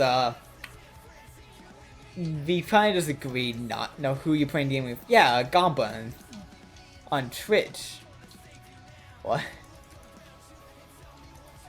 Like, do you want me to do like a shout out command? Yeah, I've been playing with Gamba, my Gambantine, like that group of people. Like, is it like Twitch account like Gambantine _ TTV, like Gambantine TTV, I think.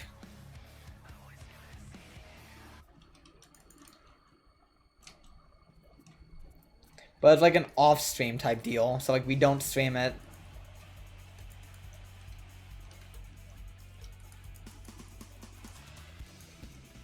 Well, it's because how much stuff happens that like it's kind of just weird too. That won't be the official one. It's like maybe like beta campaigns can be streamed, but since this is first time DMing, we're not gonna stream it just so like he doesn't fuck up in front of like 50 people. But you know, like, part of my responsibility as the D&D club president was teaching new DMs how to play. So I guess in a sense, old habits kind of just die hard here.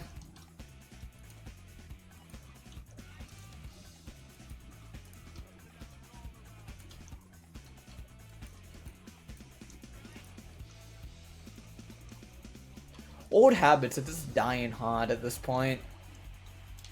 Like, no matter what I do, I can't escape teaching new people how to DM. It is my destiny.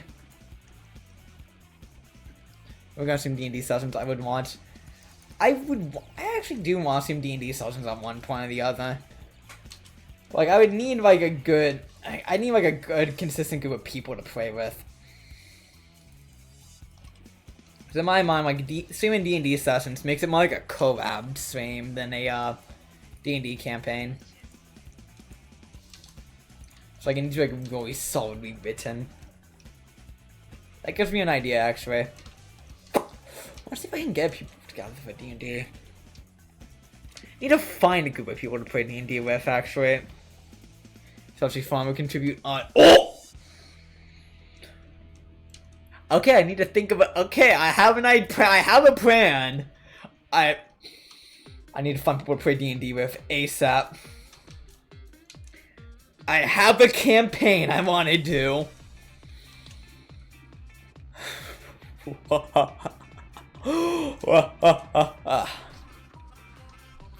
Let me introduce you to the Tamask campaign. So, you know what a Tamask is? Plans sound interesting. Yeah, you know what a Tamask is, right? This is a campaign I ran back in D&D Club. I never had enough time to actually play through it fully. But the campaign's entire idea is that the entire party is on the run from a giant ass Tamask. It's like a giant ass monster capable of leveling cities, basically.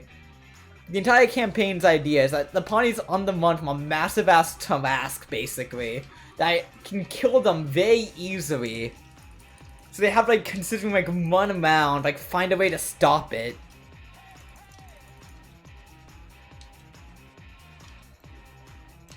Like it was a lot of fun when I tried it, when I ran it.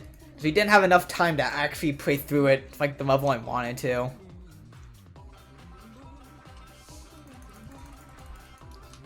Oh, this is a dead one. Okay. Like it's a really cool. It was a really cool campaign. I wonder. I think I made some of the notes on it. Alright, this one's good. The plan for this right now is find the hub. I have a plan. Let's play this one out, see how it goes. But yeah, no, like the whole idea, like the party's on the run from this unshakable threat they can't stop. It sounded really cool when I came up with the idea, and it still sounds cool as fuck. But I'm kind of annoyed I didn't get to do enough of the concept, so I wanted to like rerun it now.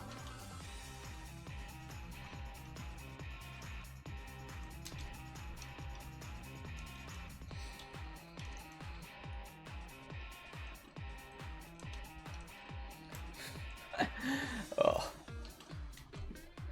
Even have like a main villain idea called like Aphelios. Oh.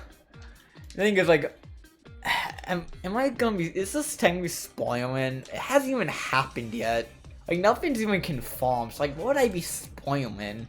An unconfirmed idea? Like yeah, nah, okay. This would be Aphelios, who's like, it's a great idea to do when you're on vacation from school. Yeah. I mean, the main villain of like the entire campaign though was this like eldritch being named Aphelios, who basically was just like a chaos deity disguised as a small child the party picked up from an orphanage. And the way they discovered his existence was that the small child was on the back of a centaur player, and when a wizard cast fireball on them, they all took 40 damage and was heavily injured, but the child simply stared at him and laughed. And the entire party was like, oh no, what have we done? Oh no! And they started sweating bullets, basically.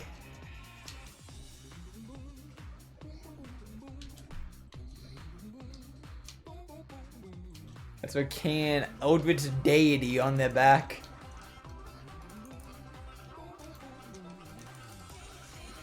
I don't think it's particularly spoiling when hydrate, dehydrate. I gotcha. I have an energy drink on hand by the fact that it's 1 AM.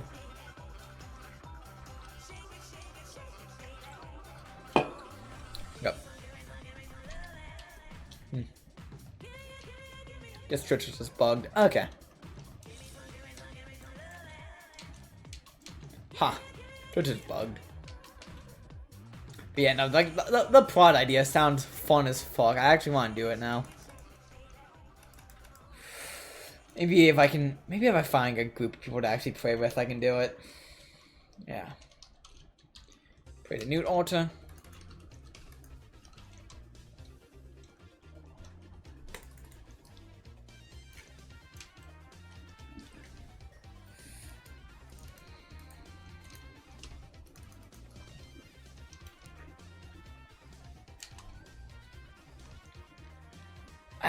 Grab all this. I don't like this because this is very much an enclosed space. The exact opposite of it artificers should be.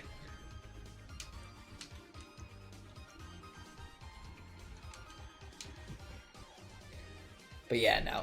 At this point, though, I am half tempted to just run my own D&D campaign. Because, like, if they're not gonna fucking pray when I'm able to, I'm just gonna run my own at this point. Again, just find consistent group of prayers is gonna be difficult, but I can manage. Probably. I think I have an idea if I'd actually start looking for it. Do I have an idea? Maybe...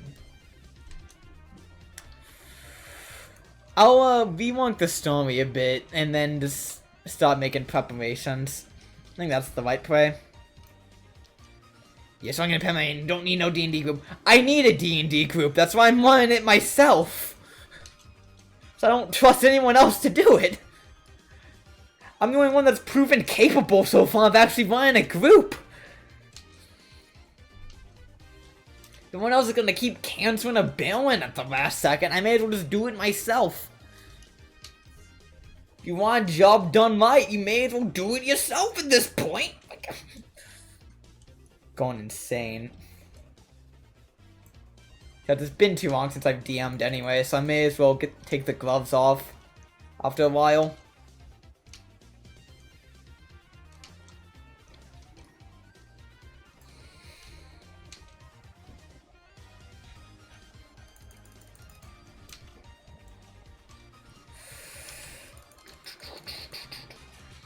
Insane. I was insane once. Crazy. I was crazy once. They locked me in a living room full of rats.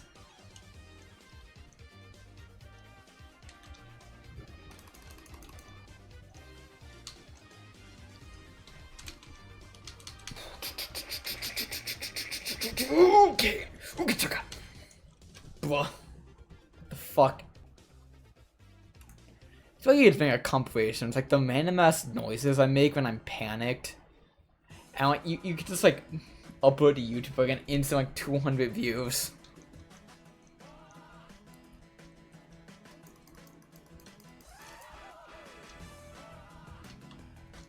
Maybe. Let's see. You know what? While I'm here, maybe we'll start brainstorming the D&D campaign.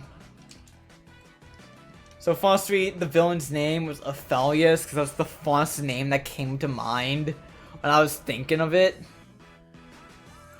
Probably should change the name to something that actually foreshadows the fact it's like a chaos deity. It's obvious not a Furia on my way to chaos in any way. In fact, it was quite the opposite, in fact. One of them's from Shakespeare, the other one's from a famous folklore idea. If I went to hell, I'd basically recover his life, and just failed. But it's a small child, so it doesn't make sense. So I need to change his name. I'll figure out what.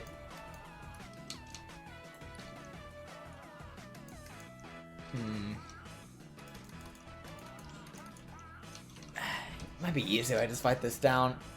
Oh yeah, I am also making a Kane bingo card of shit I do on stream very consistently. To the point I've started making a bingo card about it, because it's funny.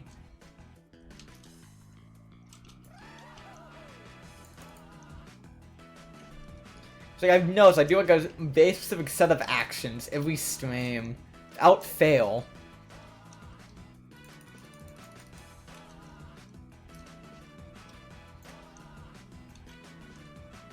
So building up a bingo card of it. One of them is Mike Pekin. That's very obvious. That's like a free space, not gonna lie.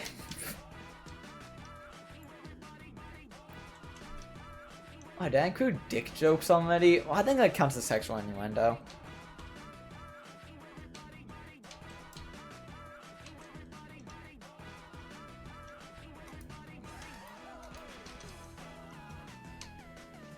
Being your predictable accent sounds like a Jax Films move.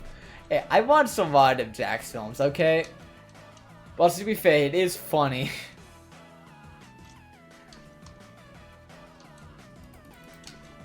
I was like, let me just read out like the bingo list I have so far. It's incomplete at the moment, so don't get too mad. There's not 25 exactly, but the bingo list of Kane stream bingo cards. Well, music.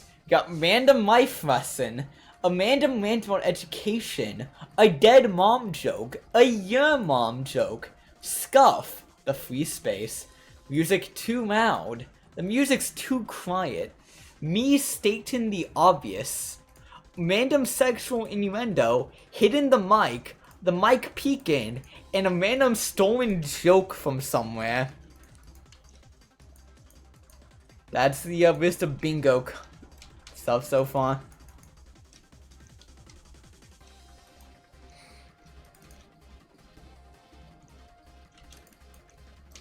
How did Teji go live?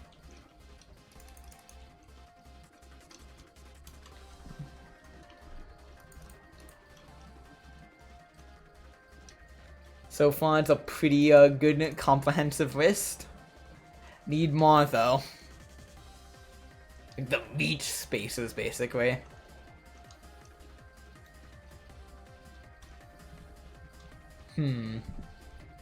I'll figure it out. I got it. Random Japanese lesson. For some reason, I do that very frequently. Sounds solid enough. Exactly.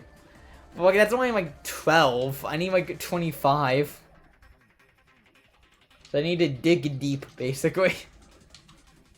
Look into myself. And find out who I really am.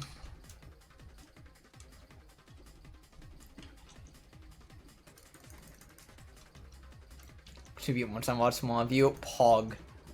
God, so I'll just keep on the back burner then.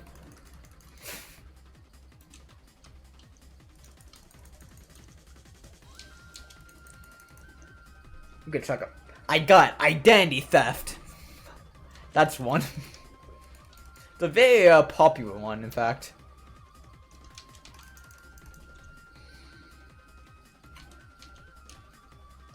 Good check. What? Whoa, what even killed me? Why? Okay. I think I need to change up my strategy here.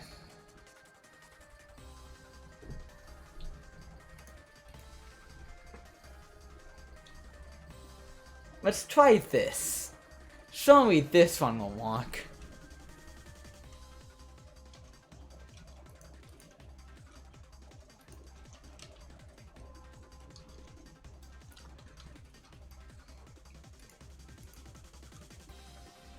Ooh, it's fine in the mountain. I ain't going to hell tonight.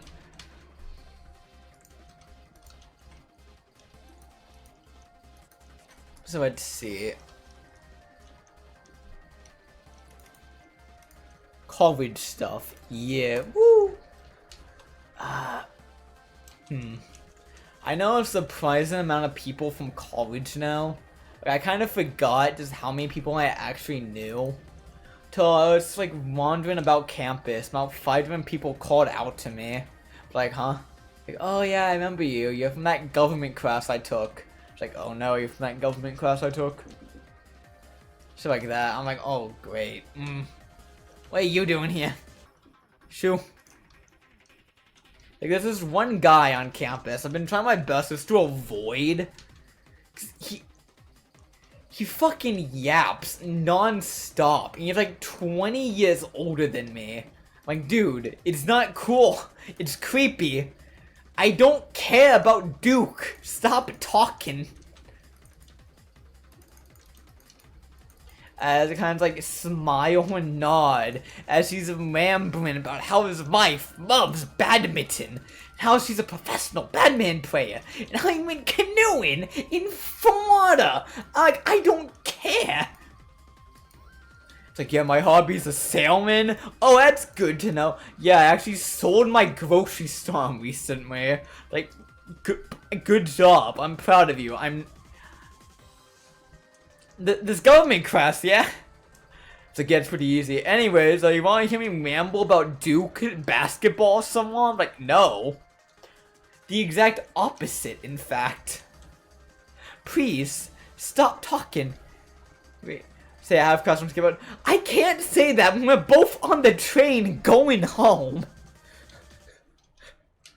That's how he just like gets away with yapping to me so much. It's because we're both on the same train, trying to head home. So I can't even say I have CRAS. Government CRAS. Yeah, US Gov CRAS. I took it last semester, but like all first years had to take it. I took it like the winter semester, my first year. Like he just kept fucking yapping. I get the impression he doesn't have many friends outside of me. Because, like, the way he just keeps talking implies, like, he doesn't do this he doesn't have anyone else to actually do this to. And I wonder why. I swear to God, I got jumped. What is this? I have an idea.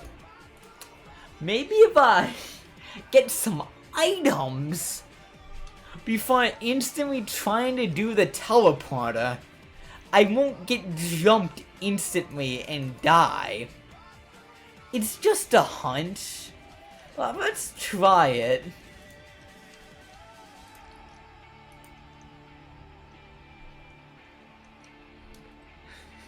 Cause I'm just getting jumped at the moment.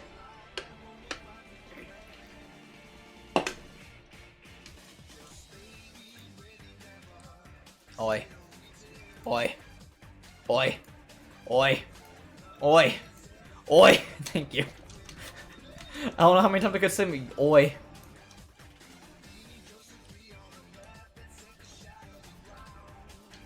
So let's see. I feel like I have a rant coming up inside me. Pause. Oh yeah, speaking of, there's one thing that annoys me greatly, and whenever I purposely say something like vaguely Aussie as fuck, oi! I picked up a good amount of Aussie slang. Like I unironically started saying mate after some point. Alright, mate. For instance, I started saying it.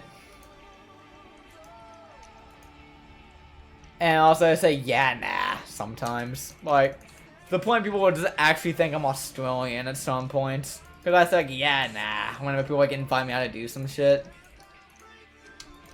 Like, yeah, nah, I got plans. Like, oh, mate.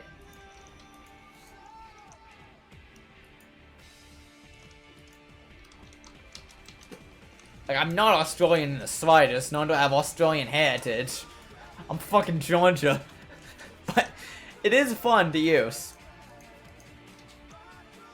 Also, I watched a good amount of Australian VTubers, so I kind of picked up a good amount of slang from them.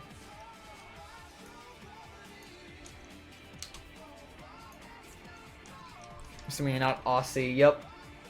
Yeah, pretty much. Got in one. If I wouldn't be streaming now. It's like, actually it's midnight. No, it's like midday. It's midday. I would not be streaming if I was Aussie. Hosted with Aussie VTubers. Used to watch one called Vangdent. The main ones I watch now is like Mal. Like Malachi, I think their name is. And it's like a good amount. I just can't think of them. They go to a different school. And of course there's also like Bay. If I get a chance.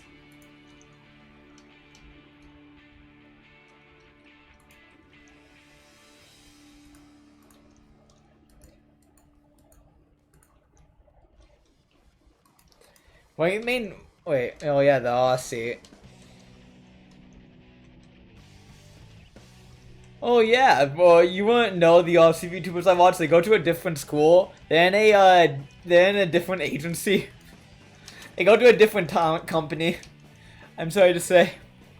We don't have any Australian VTubers in Yonji Goji.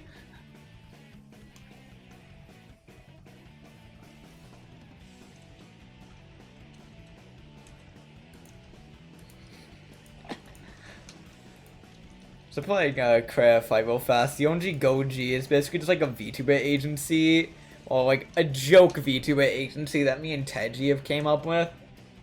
Also, there's like sub 5 viewers among the big dogs. Yeah, same here. It's always easy to like maintain a conversation.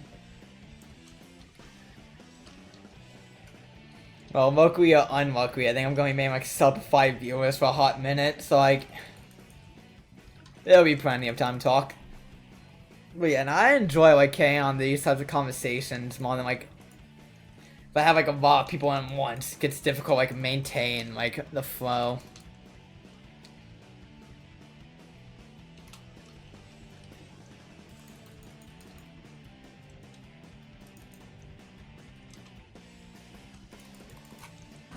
But yeah, no, Yonji Goji is like the joke VTuber agency that me and Techi came up with like one day. And then it slowly became like an actual thing. They have like a sort of like farm VTubers in it now. Which, you know, is enough to actually like debut as like an actual agency now with like a Gen 1.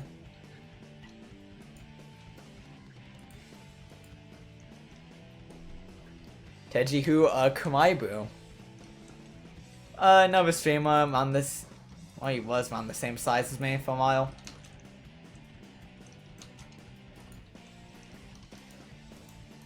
Basically, he's from mod of where my he's a modest chunk of where my audience came from for a good bit. It's like most people that would watch me for a while would come from Teji, but now like it's from like a more like a wide variety of sources nowadays. Like they no longer like intertwined with each other audience-wise. For a while, like everyone in my chat was also in his chat, like vice versa.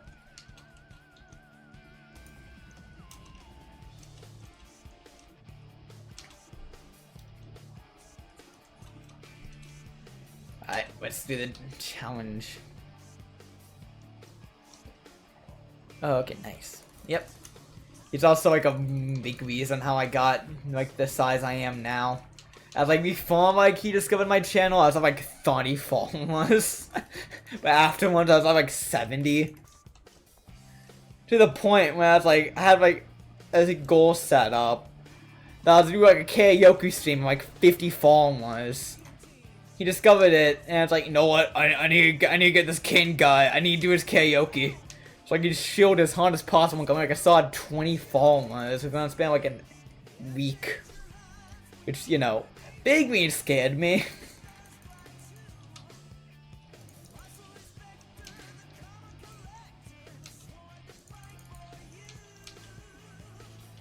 Like it vaguely terrified me, not gonna lie, to see that much growth that quickly. It's like, oh no. It also kind of taught me that like growth was very much exponential. That growth just plateaus and then like it spikes up suddenly for a while. Like there's no point where I get hung up about numbers. Cause like if they can go up that easily, then it makes sense they can go down that easily too. So they don't really mean too much.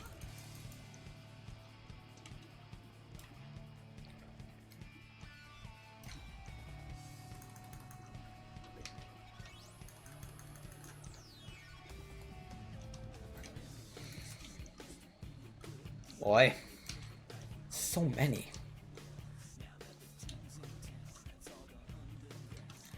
Anyways, I guess I'm gonna check off the Amanda Mife lesson off of my bingo card now. Pog.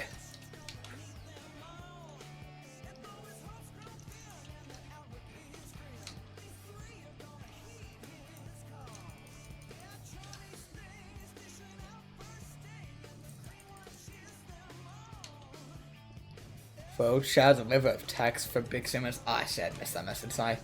But yeah, nah. Like, it gets difficult. You just gotta jump from, like, message to message, like, pan on like, each individual one you see, and then, like, trying to get branch a conversation off that, and then, like, jump in train of thoughts instantly. The next one. So, like, you usually go, like, tangents of tangents after a while. Which, you know, like, I do anyways, like... Even more so, basically, just being forced to is kind of annoying.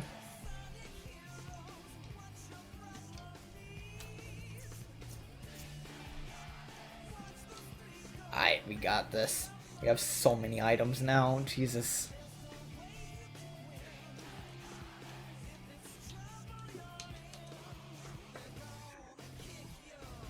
Oh, jeez.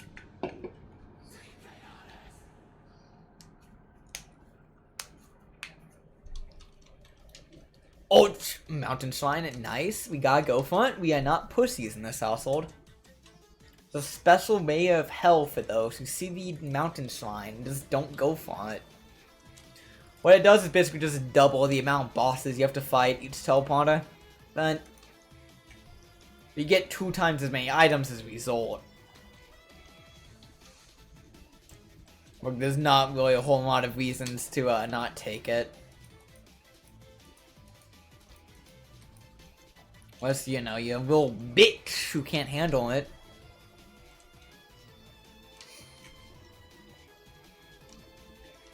Gotta have like a heavy accented bitch on that part. Like italicized even. Oh, nice. Is it too late to do void fields? Why not? Let's try it. Fuck. Miss. Let me up. Please. I don't have the ability needed to actually get up. Sad. Okay. Sad moment. Let me get some honey peppers and chat.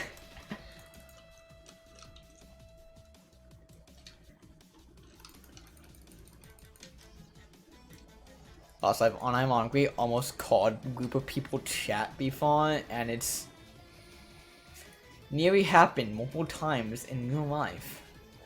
Which scares me slightly, because that means it will happen at some point. I walk up to a group of people like, hey chat, how you feeling? And it's like, oh no. Oh no. Kill me, please. And the thing is, like, I'm very much, like, secretive that I'm a streamer and most people. I only really tell, like, my close friends that, you know, like, I stream. I never told them what I actually stream. And it's got streamers, brain what? Yeah. The point I honestly call it a stomem sometimes. And I don't realize what I said was wrong until I just think back for a second. I'm like, oh fuck. Did I just call it stomem? But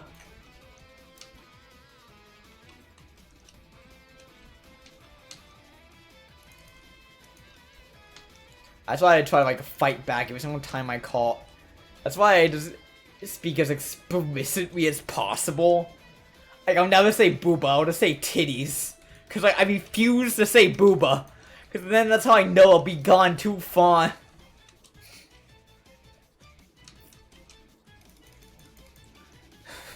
Sometimes, like, streamer brain rot hits very specifically because there's like a type of baby talk that some streamers do. It's type like brain rot. They go like, me hungry, me angry.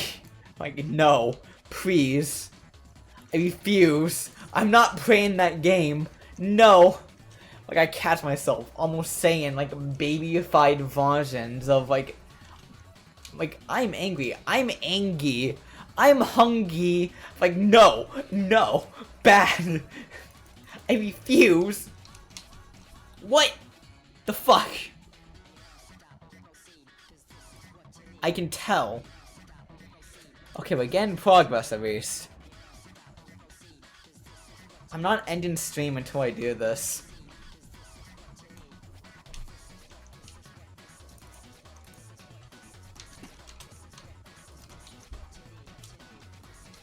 Yeah, no, like there's a very specific type of brain rot I'm actively fighting tooth and nail to say. And there's like some streamers like use babies talk basically. For the QTV to some point act like toddlers. I kind of cringe a bit. See, when I hear like the actual voice, I'm like, why don't you just use that instead? That's a lot more appealing. Like, it's weird when you talk like this, guys. Oh my god. Hey, chat. How we feeling, chat? Oh my god. So today I was at like the grocery store and I shit like that, please, kindly stop talking. This is where the negative stereotype comes from. I had to respond in chat, but whoo boy, I know. Like, whatever monks, I guess. Like, it's the reason why VTubers have a negative stereotype reputation to most people. The thing of VTube, I can pinpoint it to one specific VTuber as well, and it pisses me off. This is one VTuber I can think of that exemplifies this trend perfectly. And it's... I'm gonna be poking the bear here, but it's fucking Fillion that I blame for that stereotype. Cause like, hey, welcome to the Discord, by the way. Anyways, it's fucking Fillion I blame for that stereotype. It's like, she is the epitome of every negative stereotype about VTubers. Loud, screaming all the time, and talks like a toddler. Like, I've always just chalked it up. I'm like, it's not my type of humor, but like, I genuinely get a migraine listening to her sometimes.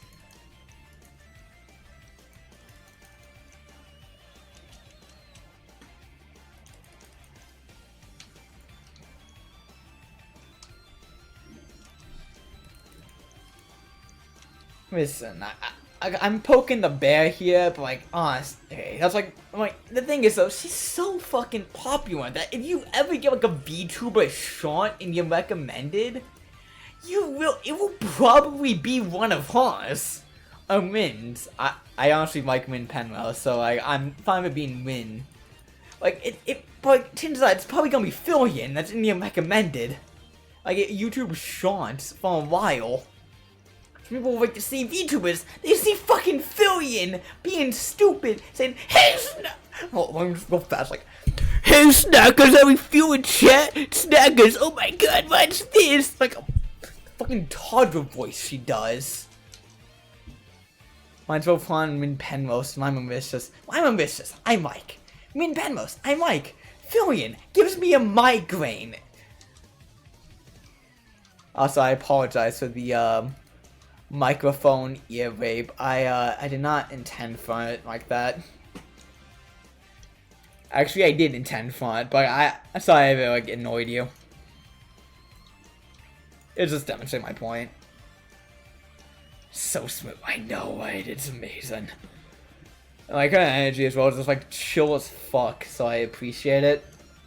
Single-handedly fighting the allegations.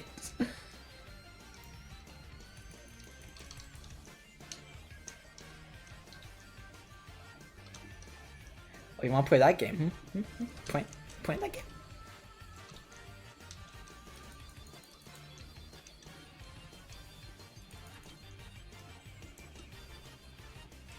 Boss free. It's like, I know Fillion doesn't have that good of a reputation. I'm trying to beat Monsoon here. Don't talk down to me, game, please. I know she doesn't have that good of a reputation, like the indie VTubing community, anyway. So like, I'm fine with poking the bear here. Like, what the fuck's she gonna do? Whoa! Hey! Yeah, go over VTubers have such great wiggin', bro. Yeah, yeah, she does. Hi. Hey, Forgate. Hey, I'm just gonna say hi. I'm hanging out for lunch, so I'm not saying like, I appreciate you stopping by. Appreciate you saying hi. Yeah, Jesus Christ. It's like I'm shit talking someone. Anyways, welcome in, Foggy. I hope you're having fun. Yep. Enjoy hanging out with friends. Appreciate you being here. Bye-bye. Have a good night. Yep, good night. Sleep well. Good dreams. You should watch the mask tonight. Have uncanny tracking. Apologies, but I don't use a webcam. I have my model set like, voice, fucking hell, lip sync basically. So like, it's not actually tracking my face. It's kind of just like lip syncing whatever I say as I talk. So because it gets the job done, but like, I can't. And like, there's a couple of like tweaks I made to it, but like, it's mostly just except the lip sync. I don't got way too much, like, bugging out. It's fine, I'm doing commission walk. Yeah.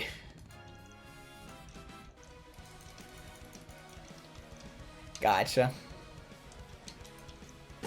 Like, one of these days, I swear I would get a webcam, and then I never get around to it, and then I kind of just forget. So I had to stick to, like, lip syncing, because, like, it gets the job done well enough, not gonna lie, Chief. Like, it's good enough, like... I feel like, if I'm funny enough, people kind of just ignore the fact that it's scuffed. I'm like, oh boy. I'm not even that scuffed.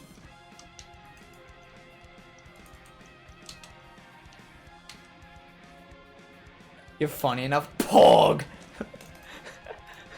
Let's go! You see, that's my secret strategy. You know, that's like, I'm letting you know a secret. If you're funny enough, people don't really notice scuff. As long as you can, you know, keep them after, they don't notice when shit goes wrong. Hey. Oh. The energy drink just gave me like a head rush for some reason. Like a mid-speech. I'm impressed, honestly.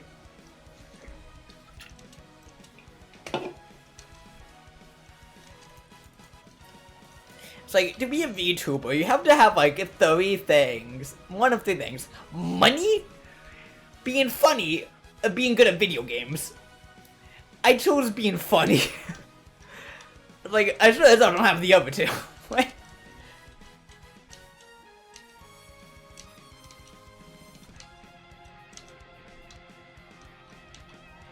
I hope. What's this secret? Just being good at video games. I'm just like Stockholm syndromed enough people and think I'm funny if I'm you actually think it.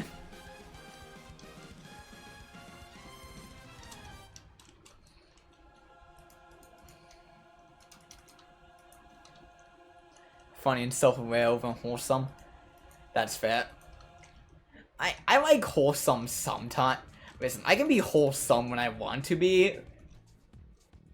But I'm more so like motivated when I want to be, not wholesome.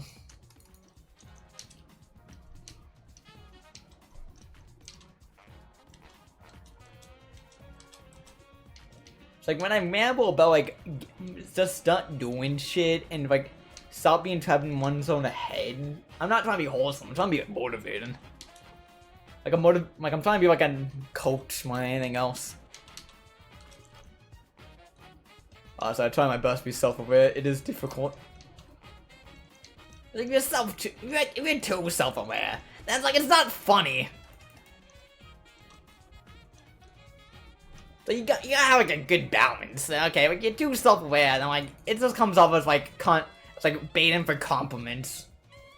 It's like, oh my god, guys, I'm so unfunny and ugly and unfunny, and I have never done anything before in my life, and give me compliments, guys, please, I'm feeling really down. Follow for follow, I need new VTuber friends to collab with. Follow, like, and reply to this post, I will follow you.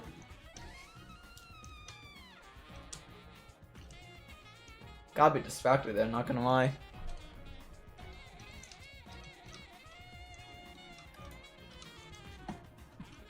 Sorry, the influence in me was coming out.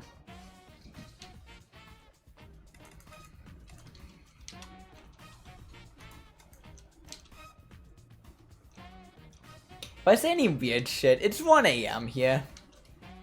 That's my that's like my one excuse. I'm just gonna rely on heavy stuff. Like, it's 1 AM, I can say some weird shit, you know, every now and then.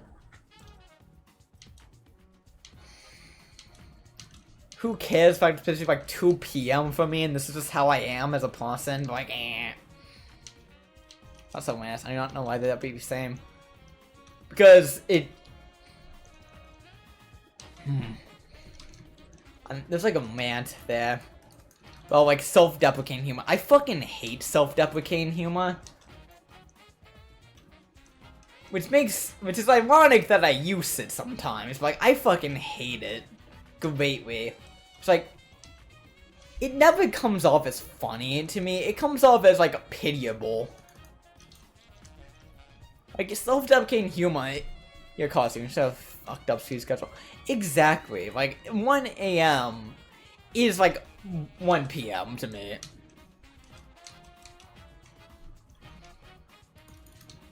I mean, I wake up at 2 p.m. every day, so like it makes sense. Like my sleep schedule isn't fucked up, just like misaligned. Like I wake up consistently at a consistent time every day. Just that consistent time is 2 p.m. And I go to bed at a consistent time every night. But that time is 5 a.m. So like, it's consistent, just at the wrong times.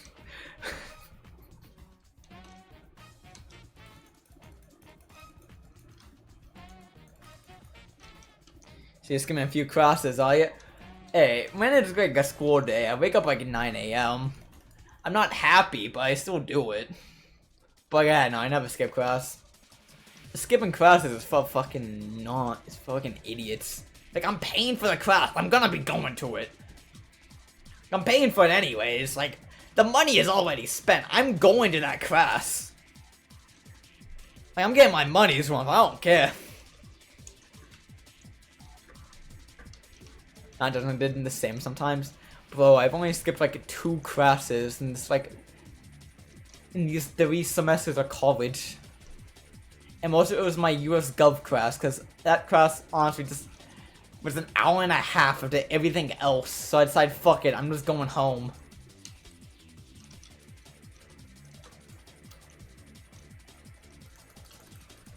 Yeah, no, like I'm a good student, believe it or not. Like, I had a 3.9 GPA in high school. I have a 3.6 now, so like, I don't actually skip.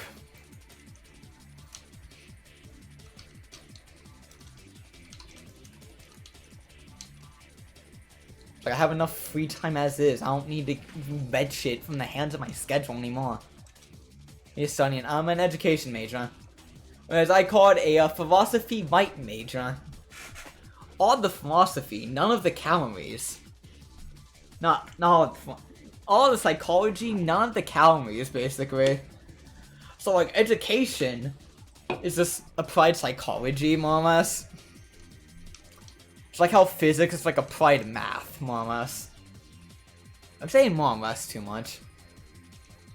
But I'm also minoring in Japanese, so yeah. I have a very interesting like major minor.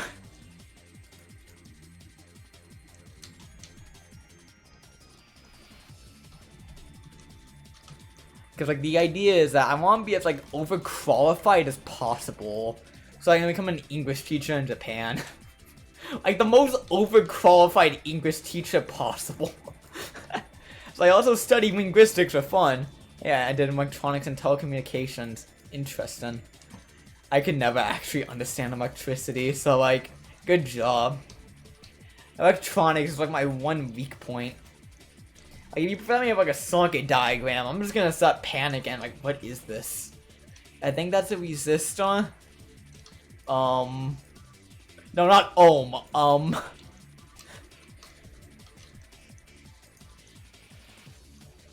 Sensory magic. Yeah, sensory. I mean, any science advanced enough science is indiscernible from magic. That's what some people say. To people who don't understand how math works. It's just be magic. I get some of it. Yeah. To think I almost joined the army as a communication sergeant. Even though I have no fucking idea how to actually... Well, how radios even work for the most part. Like, I know there's a transmitter. And I know there's a receiver. And I know radio waves encode audio. I mean, boy, almost. It's a long story that is very dark.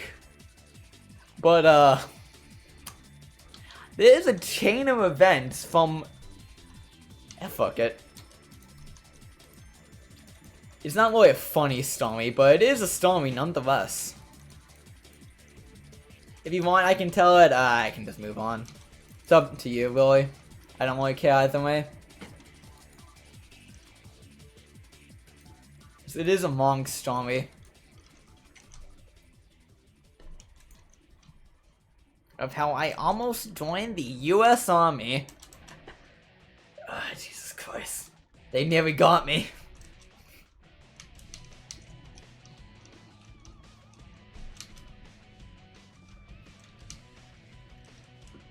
I am the one that got away. Well, I'm sitting here not going anywhere. I got to.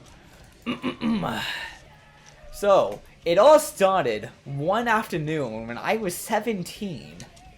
I was a senior in high school. It was about September of 2022, I believe. And well, I was looking at my post-high school options. I knew I wanted to be a teacher somewhat, but I didn't know fully what I wanted. Hold, ads, shut up. I'm gonna be edging the ad timer for a minute. I knew I wanted to be a teacher, but I didn't know what. And like, truthfully, I just wanted to get away. Like, I just wanted to like, get like a fresh start, cause like there's a lot of random bullshit going on in my life at that time.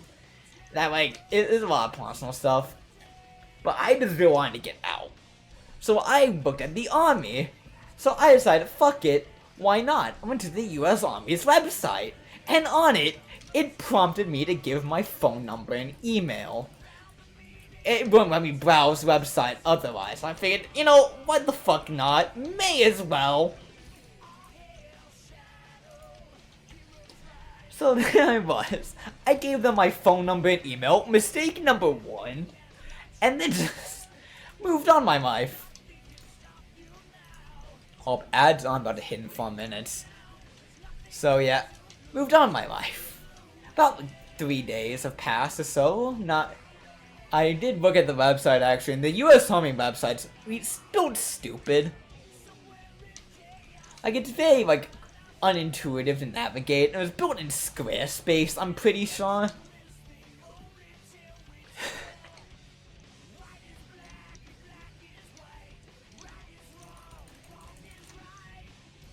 What the fuck is this? Oh, it's Shadow the Hedgehog. Why is it so edgy? That is why it's so edgy. It is Shadow the Hedgehog. Whoa. One must imagine Kane happy. Okay. Well, ads are gonna play out, so I'm just not gonna discontinue the story until they finish up. The ads aren't gonna happen for another 3 minutes, but like, I will not get cut off midway through my own sentence, so just buckle up, get like some popcorn or something. This is gonna be a long one.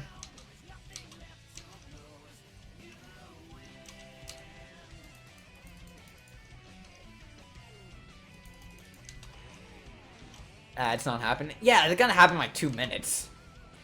Just, if I continue telling the story now, and then by the time I get to like the good parts, it'll be in the middle of a Honda Prius ad. I'd rather not deal with that. So I'm probably just stalling for like the ads to play out now. In about like a couple minutes. Before I continue on with the story, so I'm not just getting interrupted. Oh, got you. Yeah. Like, just... Ugh. That time...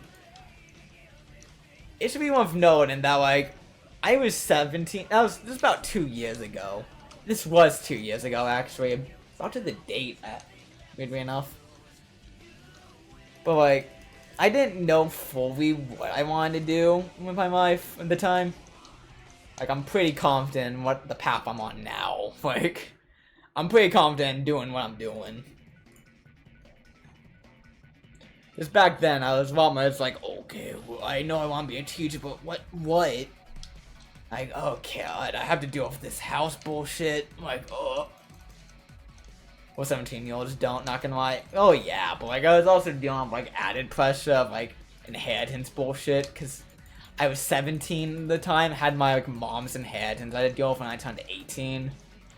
So like, that was on top of it, so I was like, I honestly just wanted to get away from that situation for a while. Cause like I didn't want to deal with any of that shit, so I just want to like drop everything and run.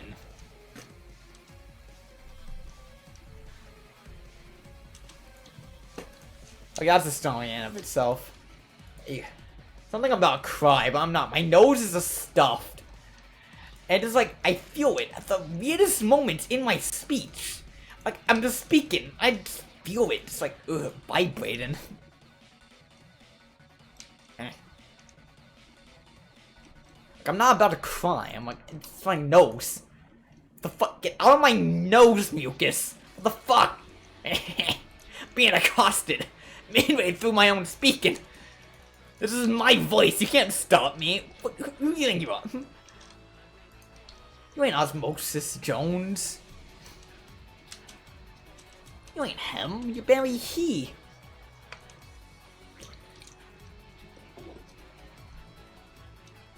Ah.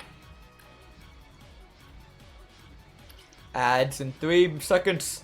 Pog. Not Pog.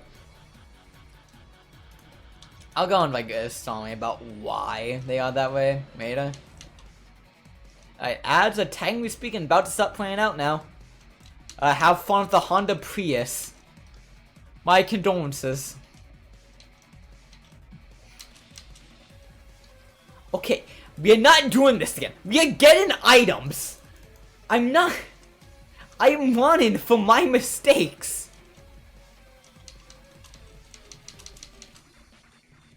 Okay, ads, you gonna pray out? Not. Am I just gonna sit here awkwardly? Please.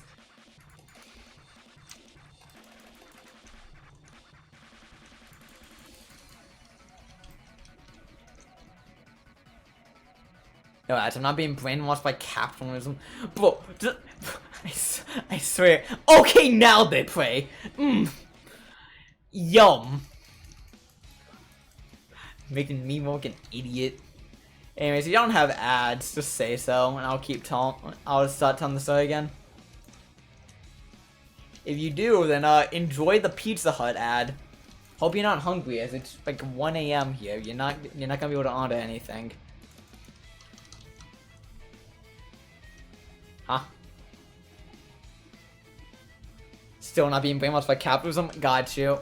Alright, tell me if that changes. If not, I'll just continue the whole story. So. Actually, I need to blow my nose first. Give me a sec.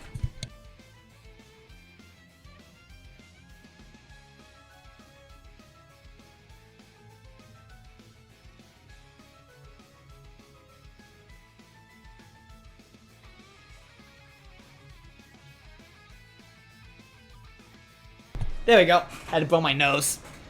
So I can actually tell the story properly. Anyways, yeah, gave the website my phone number and email address. Not quite enough time for pizza. I mean, most people's pizza crate is because it's like 1 AM. You can still get an order in if you rush. But yeah. Did the opposite. Push it at the back of my throat. Ugh. Anyways. Gave the website my phone number and email address because I'm stupid and didn't realize it's the US Army and I was a high school senior. So, some time passes, and I get a phone call from the recruiter saying, "Hey, is this, Kane I'm speaking to?" I'm like, "Yes, Kane speaking." Alright, so, let me introduce myself. My name is, Staff Sergeant Tidge from the U.S. Army, and, I saw you gave us your phone number. I take it you were interested in, interested in the U.S. Army? It's like, yeah, I guess so, yes. Alrighty, perfect. May I ask how old you are, Kane? I was like, 17. Oh, you're a senior in high school, huh? That's fine. You can still sign for the army as a minor. You just need your parents' approval. Like, no, I'm waiting until I'm 18. Oh, that's fine. You can just take the oath when you're 18. It's like, okay. Anyways, I'm coming over to your house in 2 days to give you some info and talk to your dad about how you wanted to join the army, right? It's like, yeah, okay. Anyways, see you then. Bye. I didn't even give them my home address, man. They just knew it. They had like my full legal name and everything. So like about 2 days pass. I'm like, oh, what? 2 days pass. I go, okay. as this fucking man shows up to my house full fucking army fatigues, holding like a bundle of paperwork in his shoulder, like a bunch of brochures I still have on hand. Let me just find them real fast.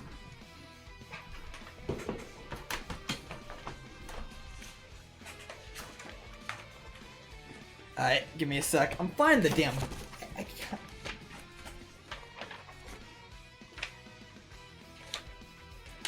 Nope. Not this one. I still have those recruiting papers on hand. I'm gonna find them real fast. So I can just read verbatim what they say. I think I actually threw them away. Find out those who are willing to fight God. They can find your address. I figured. But I didn't expect them to bother with mine.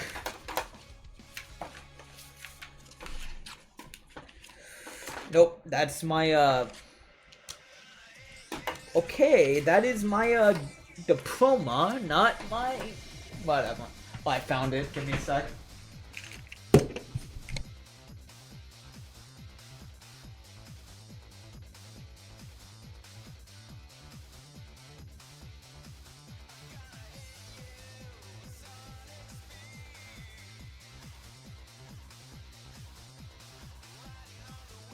I can't find it actually, but I still remember what it said pretty well. On it was like a photo of like a guy dressed like full like camo fatigues, like helmet and everything, and it's saying it's like $50,000 sign-on bonus, full tuition coverage. That shit. As like the staff sergeant was trying to chat up my dad about the U.S. Army. I was like, okay. It's like, anyway, okay, you know, we need you to take the ASVAB in like 2 days. You can come by the recruiting station tomorrow and take the practice ASVAB. And like, the ASVAB, what's that? Oh, we basically want you to wants us to determine where you best fit in the U.S. military. Well, what's your GPA? 3.8. Oh, you're pretty smart, huh? You do good. You'll do fine. I'm like, what? Okay. A day passed. I take the practice exam at the recruiting station. I take the practice exam at the recruiting station after school. I'm like, okay, this is pretty easy, I guess. Kind of weird how they don't give me a calculator. Can't remember the last time I calculated how to solve a radical by hand, but I can do it still. So like, he graded my practice and I'm like, whoa, kid, you got a perfect score on both this reading and math part. I actually did. Well, it's like a near perfect score. It's like a 95 on both. Well, you do great then. With this type of score, you'll be able to get almost any job in the U.S. Army. So I was like, okay, cool. As I just moved on, tomorrow came, and I took the actual ASVAB. They took us to a military base just south of Atlanta. I don't remember what it's called, but it was a U.S. Army Reserve base, basically. And they made us give up our phones, and they took us to a waiting room. Where there's like a bunch of like chairs all stacked down, like a singular TV in the corner just playing. And then we went to like a computer lab, like we took the ASVAB. It's like, the ASVAB. It's easy as fuck, like, most of it's like middle school level questions. Like some of them were weird, because like one of them was like a mechanics related question, the other one was like an electronics related question. It's like there's like, the crankshaft is making a weird ass noise, and oil is leaking from the engine. What is the likely cause of this error? I was like, I don't fucking know, and just a guess. Like there was like 6 sections, like reading comprehension, like grammar, math, science. There's like a couple other stuff. I don't remember the other 2. Oh yeah, electronics and mechanics. I just said them. For some reason, it's not graded out of 100. It's graded out of like 120. So I got 107 on everything but mechanics and engineering from the ASVAB. Which means I got like 2 questions wrong in each section. So I just walked in, like I walked back in the crew and said, it's like, congratulations, Kane!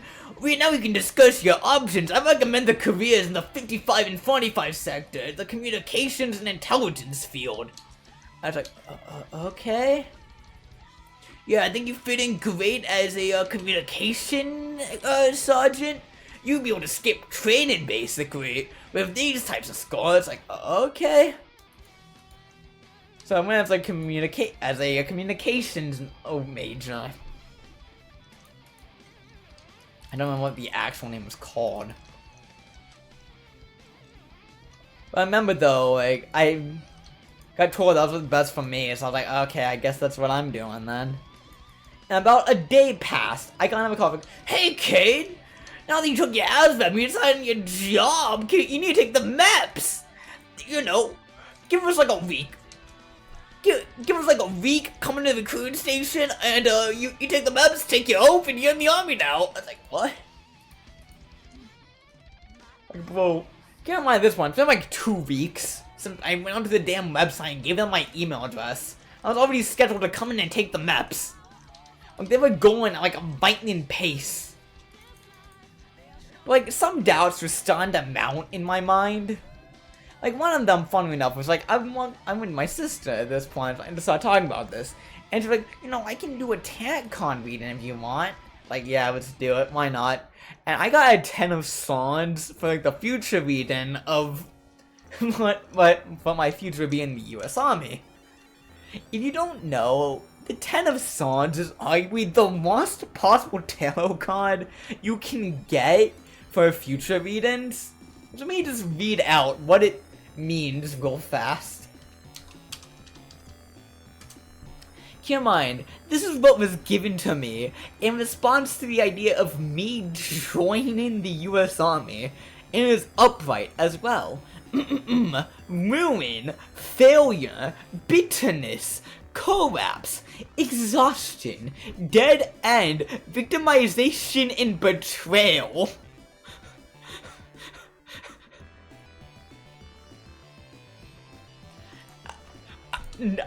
You see why I was a bit like, what? Like every other like option gave me like something positive except for the US Army one. I'm like, oh no. I'm like, oh, that's fun. It's like, that was like the first crack. And then like the second one popped up when I was like talking to my English teacher, like my AP English comm teacher. It's like, hey, Miss B, I'm going to be out for this date for MEPS. I'm joining the army. He's like, are you sure? She just looked at me down the eyes like, are you sure? I was like, what? Like, I think I am. She's like, oh, okay. Like, it was that singular question, though. That kind of, like, unlocked most of, like, the inner doubts I had. Because it sounds stupid, but like, I didn't really question what I was doing was what I wanted to do or not at that point. So I was kind of just going with what they were telling me to do. But it's that question that kind of just reminds me, like, I have my own agency. I'm my own person. I don't need to be doing this if I don't want to, and I don't think I want to. But I'm already this deep in the process, I may as well go through MEPS. So, the day of training comes along, and I get taken to the recruiting station. I get told that I'll be staying in like a hotel room with someone else taking MEPS. And then at 4 AM, the shuttle will show up, and they'll drive me to the military base where I need to take MEPS. You activate your free will. I wouldn't say activated. I'm saying it's like, it also reminded me I have my own free will. I have my own agency. That I don't have to go with whatever anyone tells me to. It's like, I'm grateful for that. I don't think I would have actually just... Like, that wasn't like the inciting incident. But like, it helped like remind me of like, I have my own agency. I'm my own damn person. I don't need to be going along just because someone's telling me to. It's like a single question. That's why I feel kind of stupid. Like, yeah, no, because like, the single question, like, made me realize like so much. That's just a simple one as well. I think it's because you didn't even hear what I said. But like, yeah, that's how it is sometimes. It's really like the small stuff that matters the most.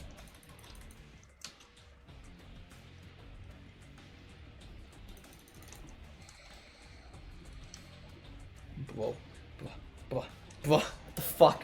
Whatever. After that, though, like, I went to, like, Maps. They drove me to the hotel room, which was... I already made clear this is based in Georgia, and, like, there's only one Mep site in the entire state. So they drove me to the Four Seasons Hotel in Midtown Atlanta. You know, I thought it was nice as fuck, because it was a pretty good hotel. But the 4 a.m. wake-up time kind of worried me. Also, the fact that the person I was staying with... I skipped a part. Dawn ASVAB itself, after lunch, we all meet up in the cafeteria. I still have the Bible on hand. You want to read, like, remember everyone's phone numbers. Like, there's a group of people I was with that, like, I was really messing with. There it is. There were people I was with that I was really messing with. And, like, we didn't have our phones on us, because, you know, we turned them in. So what we did was we had a Bible, just, like, in the corner, a Bible stand in the corner. As, like, the New Testament, and I'm really holding it right now. Almost threw it away. Anyways, it was like a Bible stand in the corner. And, like, the New Testament, and, like, the Psalms, Proverbs. And inside it, everyone just wrote down their phone numbers of, like, where they're from, and just, like, their names, so I could, like, put them in my phone. Like, we all took a Bible, and we all did the same thing.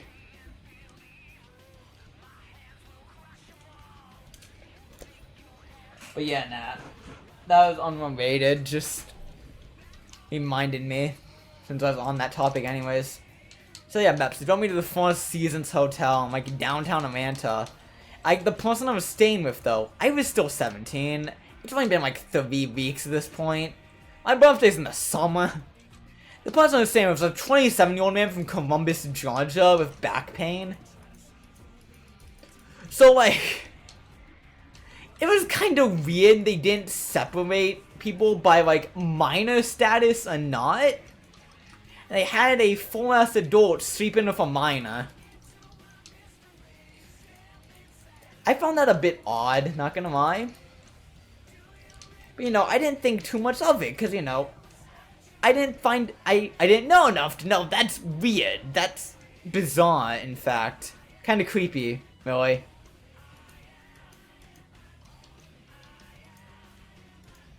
Like, luckily, the guy was chill about and also found it weird as hell. So, like, I got lucky, but, like, ugh, Jesus.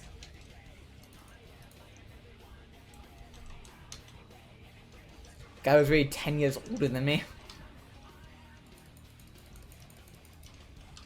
What the hell he's doing now? Whatever. So, I'm getting distracted. I finally am wake-up call. I set the alarm on my phone.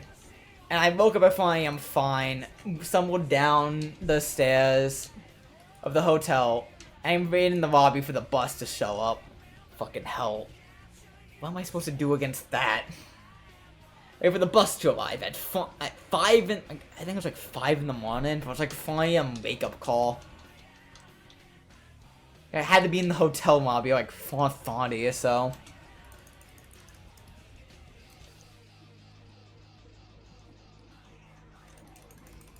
But, like, yeah, the bus showed up. I got on it, just watched it out the window as we drove through Atlanta into, like, the military base.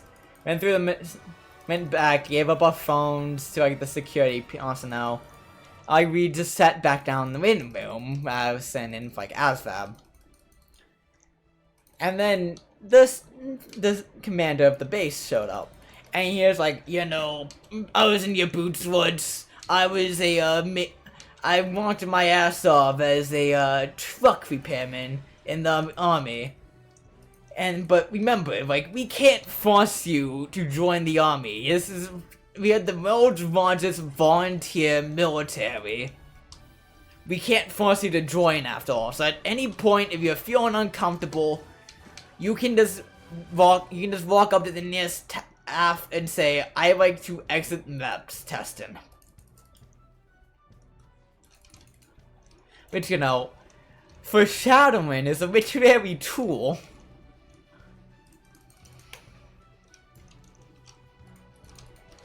I decided, like, you know, just got his message for now. I was like, yeah, whatever. As I was still tired from the 4 AM wake-up call, but some time passed, and we got ushered into MEPS.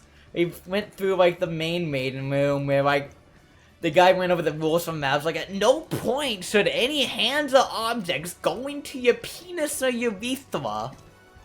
I was like, what? We will be doing a nude inspection at some point where you rip down your pants and bend over, but at no point should anything go up your ass or in your dick. I'm like, okay. I didn't think there would be anyways, but good to know.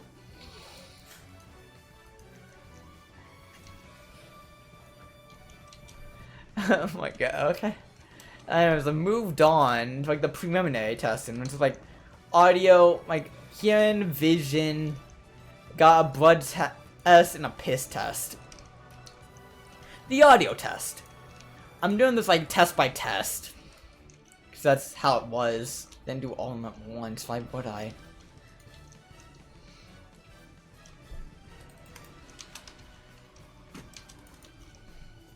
But yeah, so I'm like, audio test.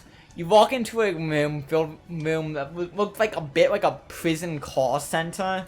Where, like, a prison visitor center, really. It's like a bunch of booths, like headphones set up. And you put the headphones on. And, like, the test was simple. When there was a you would just hit the button, like, confirm that the was on. Like, over time, like, it would be playing, like, different ears, like, a fader and fader volumes. Like, even if you think you heard one, you should press the button. I got a perfect score on that one for my age, so I was satisfied. And then, like, the vision test was, like, 3 parts. One was, like, depth perception, the other one was color one of them was, like, a basic vision test. You know, like, cover one eye, read off this chart. Cover the other eye, read off this chart. Depth perception, put on these fancy glasses. And then just tell us which circles the one's sticking out. And then, like, the color vision one, it's basically one of those, like, basic-ass color vision tests you take online. I got perfect score on all of that because, you know, I have good vision without glasses anyways, so, like, I'm fine. I have 20/20 vision anyways. Like, I was just chilling for the most part. Blood test. I don't like needles very much, mind you. So I walked in, and, like, I just was instantly vaguely panicking. But, like, I tried my best to keep calm. It's like, you know, this nurse, like, started opening, like, an alcohol solution on my wrist. You know, my veins weren't visible. As she got the needle out, stabbed it into my arm, and started extracting blood. I tried my best to, like, look away as much as possible. I looked down, I swear to fucking Christ, there was a blood bag attached to it. Like, I feel like she was stealing my blood to, like... I feel like she was stealing my blood, man, like a vampire. She was gonna use it later for, like, a feast. Well, also, it was a bad idea, because that made me dehydrated, because I just lost a lot of fluids at once. I didn't realize that at the time, but foreshadowing some literary tool. So next up, I should also note that during the whole, like, no object should enter your anus at any given time speech, he also said that, like, if you're done the blood exam, you feel lightheaded at all, feel free to sit down. Remember, you do not have breaks. Which, you know, sounds stupid, but, like, it's very useful advice that, like, if you're feeling lightheaded after you get your blood drawn, you should probably sit down. Cause, like, it's better to sit down and pass out than to stand up and pass out. It's better not to pass out at all, but, like, if you can't help it, you may as well make it so you're not, you know, smashing your head against the wall.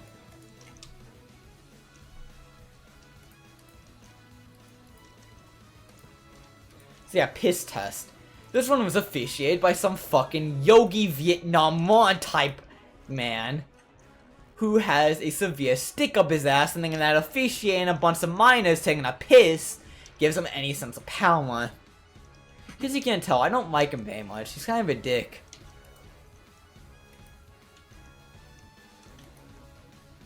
But yeah, like, but the thing is though, I was severely dehydrated from, you know, just getting my blood drawn. So like, I just lost about like a solid pint of blood. So like, I didn't have it in me to piss.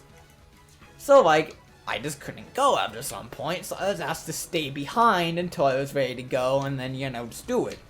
But funnily enough, as I was staying behind, I started thinking, like, why the fuck am I doing this? What's the point? Do I even want to join the army? I was thinking, the money sounds nice, but I don't need it. But it applies into Plumpus. That's for me to decide, not for them. But, and then nothing inside me was trying to convince me anymore to actually join the army. This is a resounding nothing. The void itself. So I realized at that moment that this is not what I wanted to do. I wanted to be a teacher. Being a communication major in the army is not going to help me become a teacher. It's like, but you could retire at 40. Why the fuck would I want to retire at 40? There's no reason.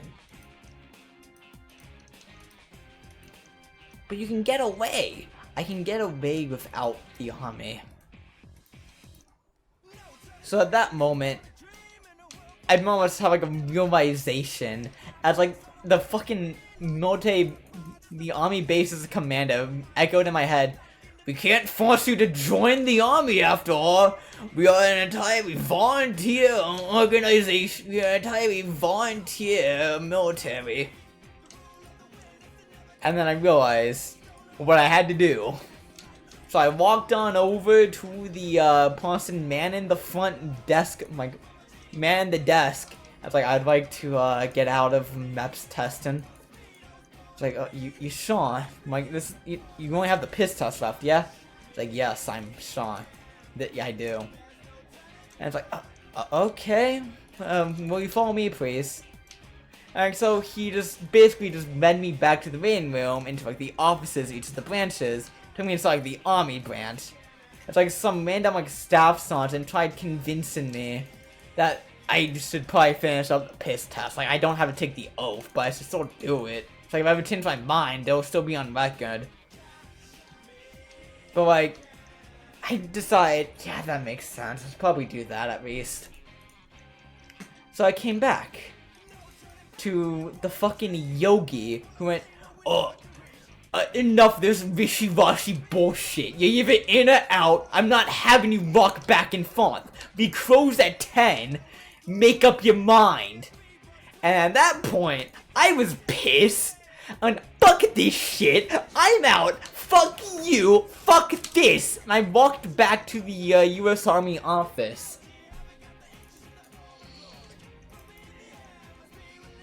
Dang. So yeah. Actually, I went to the bathroom to compose myself for a bit, and then I have a bit of a emotional breakdown. It's like, I was, like, half sobbing after some point. Because, you know, the emotions were running high. I was up since, like, 4 AM. I was tired. I just made, like, a big-ass decision. So I was just standing in the mirror trying to calm myself down.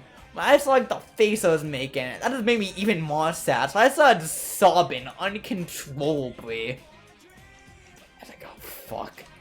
Shit. Luckily, I managed to compose myself after a while. Like, yeah, I was in the U.S. Army's Reserve's office, just trying my best to keep calm. As like, some like random army members were trying to console me. Some guy like, hey, you want a donut? We got some. I was like, fine, thank you. I was just munching on like a glazed donut.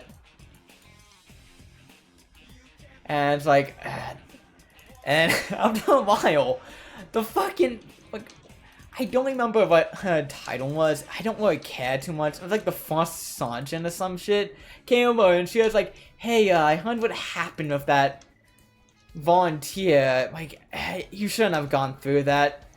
Like, he's gonna be disciplined. He's probably gonna be fired from this position. I want to hear what happened from you. I want to make things right. I was like, I appreciate it, but like, I think you understand the full picture already. Like, I can't really share much more. Like, okay, I understand.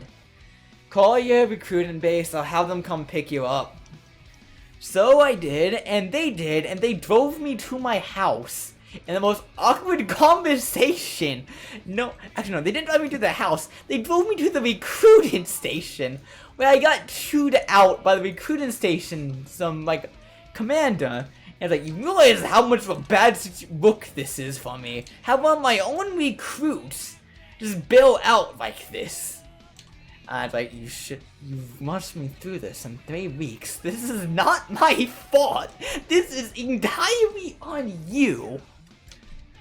It's like, you should have told us this early on. Like, we could have stopped at any time. It did not feel that way. Especially when you were giving me shit day to day and tell me to come in every other day of the week. So yeah. After that, they drove me back to my house and I just passed out for like a solid 5 hours. Just with the overwhelming sense that I dodged a massive fucking bullet that day. Pun intended. So that's more or less the story of how Cain almost joined the US Army.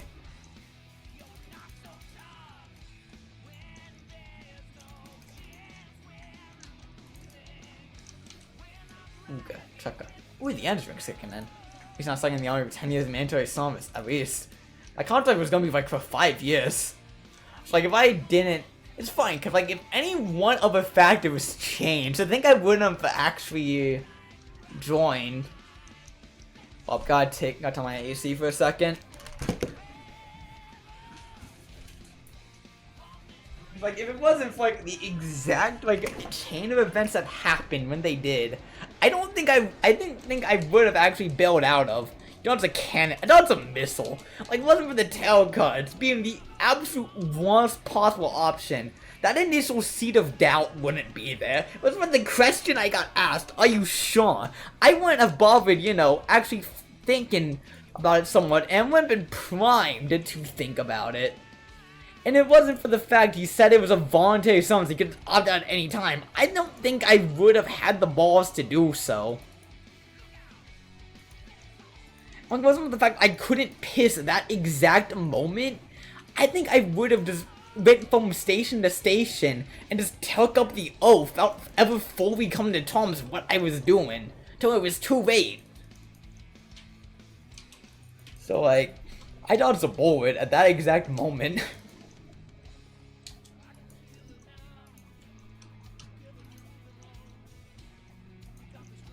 Wasn't it the fact that Yogi was such a dick? I was talking about the reputation bullshit that the army. Yeah, I know. I'm not lying about it in the slightest. This was 2 years ago, and looking back, I think it's kind of a dick move to launch that into a fucking 17-year-old as, you know, a staff sergeant.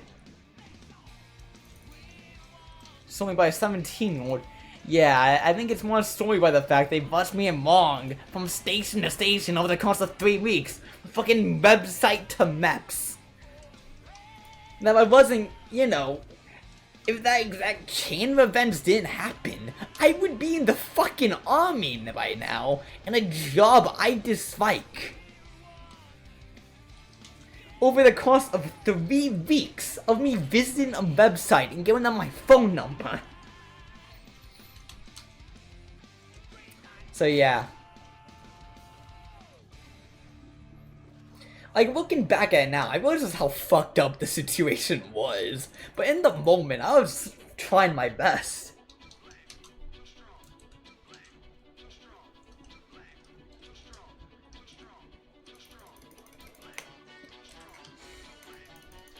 Also, I think that's the first time I've ever actually told that story on stream, so congratulations.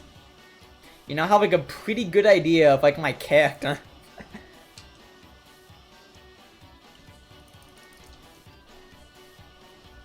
It's like, that's why my go-to fun fact after I run out of the other fun stuff. Like, I almost joined the army. It's like, I'm not the type, it seems, to actually join the army. Like, yeah, be the type that would. Showing the above comment, not quite true, but you get what I mean. Yeah, I get it. I think the reputation was sullied, but it's because of how they treated me, and not because of what I did. Like, it's the same reason why an abusive parent's reputation is sullied. It's not the fault of the child, it's the fault of the parent.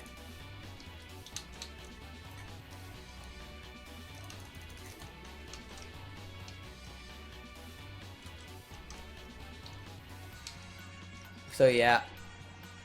It's funny how life happens, man. Okay. Like, there's a reason why I haven't really told that story that often. It's because, like, it's not, like, a funny story.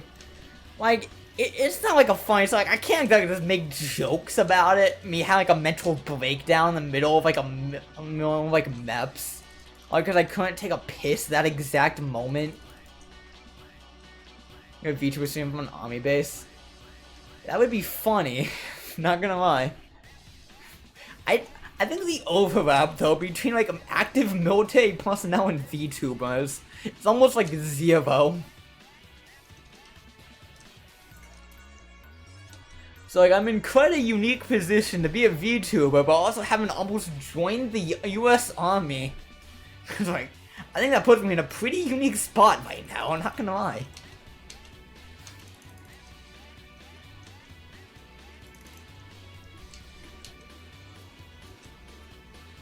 So yeah, that's story told. Yippee.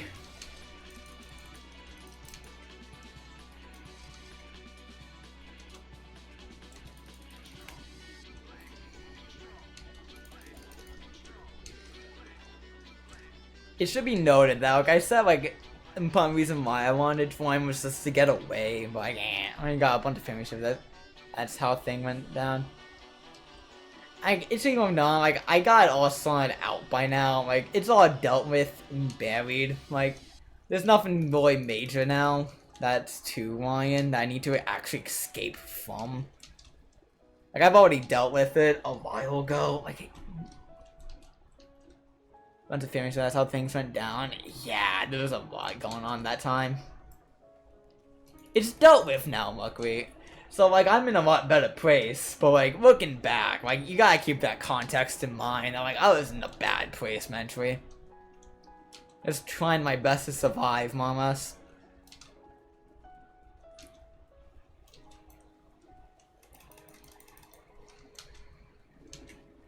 But, like, it is that, like, exact type of mindset that the US Army preys on the most. So, like, I was basically the perfect victim for them. Had like a good GPA in school, a high school senior, good ASVAB scores, like willingness just to go along blindly, like in a mentally vulnerable position. So like I was like the perfect target basically for them.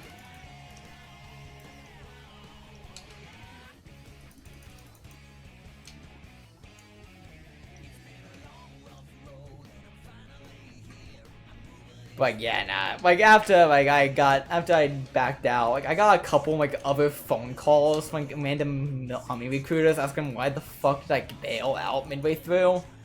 And one time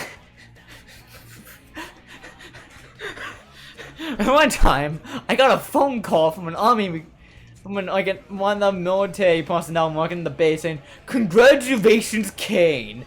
You won an Xbox One! Pick it up at your nearby recruiting station!" And like, I didn't go through with it. I didn't take the oath. I was like, wait, what? Yeah, check that list again. And they just looked back like, oh shit, my bad. And then just hung up as they called on the wrong person for the free Xbox One. I was like, okay. With the white van strategy, yeah. They're trying to get me back. But yeah, no, like I hope that fucking This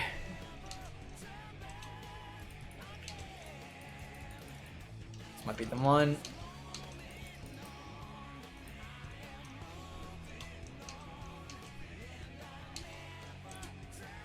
So yeah, in case you want, the Army employs the right van strategy. The Army employs every strategy, bro. The army is some of the most like psychologically manipulative like organizations you could deal with.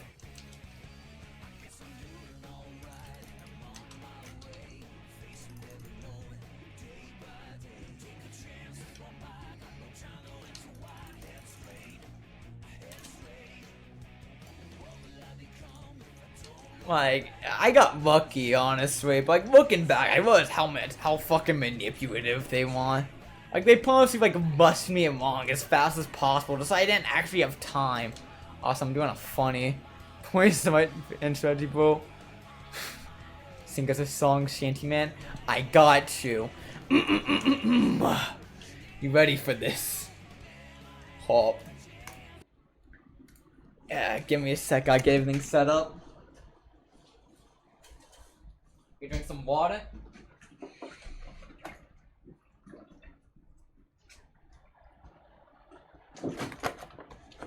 Okay. 18. Give me a second. Fucking hell. You ready for the best singing of your life? Give me a sec.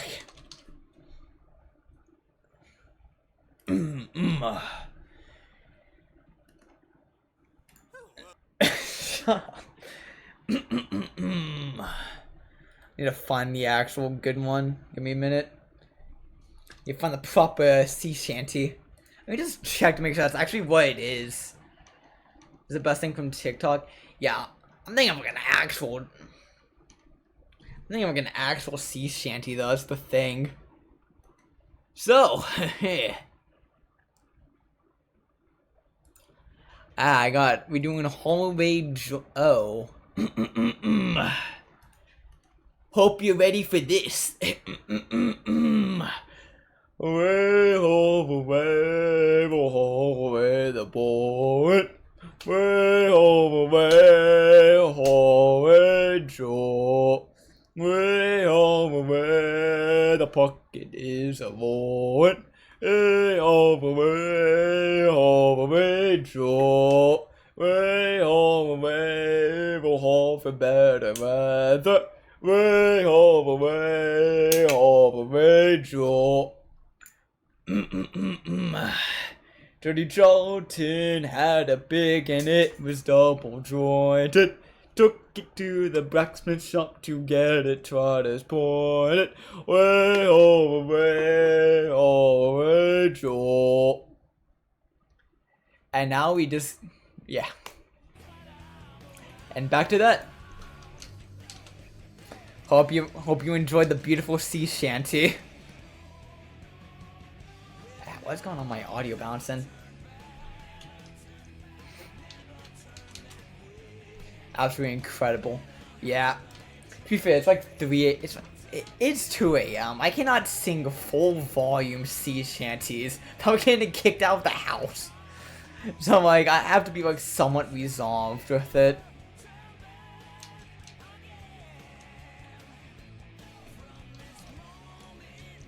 But like, if you hit it like the right stream, like I'm home alone, like then I can just go like full fucking send, like karaoke impromptu. Like my rationale for that is actually pretty funny because the reason why I made that is that technically speaking, when Twitch was making their new music TOS, they never forbade sea shanties. Like, they simply said, like, sea shanties are technically speaking allowed on Twitch, but only if you're the one singing them. So karaoke is allowed, but only sea shanties.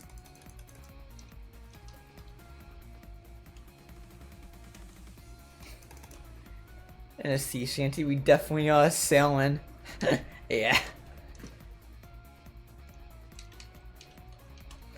So yeah, if you're wondering why, like, I talk like I'm a middle-aged man at the age of 19, it's like, keep in mind, that's only one story out of everything I have been through so far. Hey, Unico, what's up? Welcome in. You just missed the fun part, you just sung a sea shanty. And welcome in, what's up, how you doing? Yeah.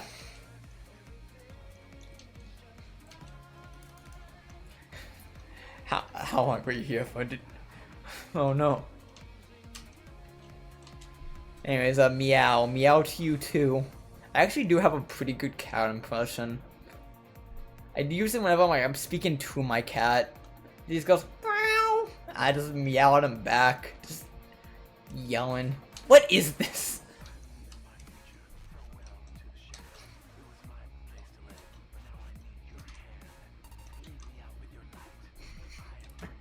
Anyways, do not clip that. I do not want that audio clip of me going meow out into the open. I will die.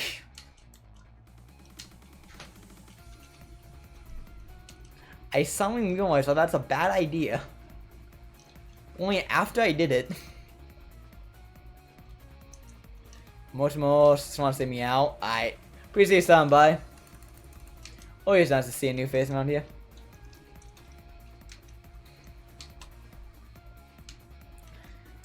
Ooh, good, Chaka. Ooh, ha. I do not meow at my cat. I fear they might hear as a swan. I hope they hear it as a swan. My cat needs to be humbled. He's a bastard and he needs to get, like, the experience. So you stop shitting on my towels. Doesn't matter how much I fucking train him to not do that. He still just walks exclusively over to my towel just to take a shit on it. I'm like, please. Anywhere but there. Hence the name Bastard Ito. Like, at 3 a.m., he goes up to my door and goes, meow, meow. It's just to wake me up so I can let him out of the house. He takes a piss. Like, please. Like, you do not need. Like, go to sleep. Like, it happened at 7 a.m. once.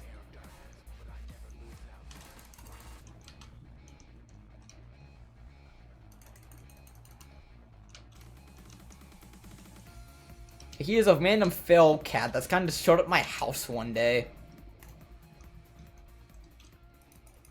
And has refused to go away.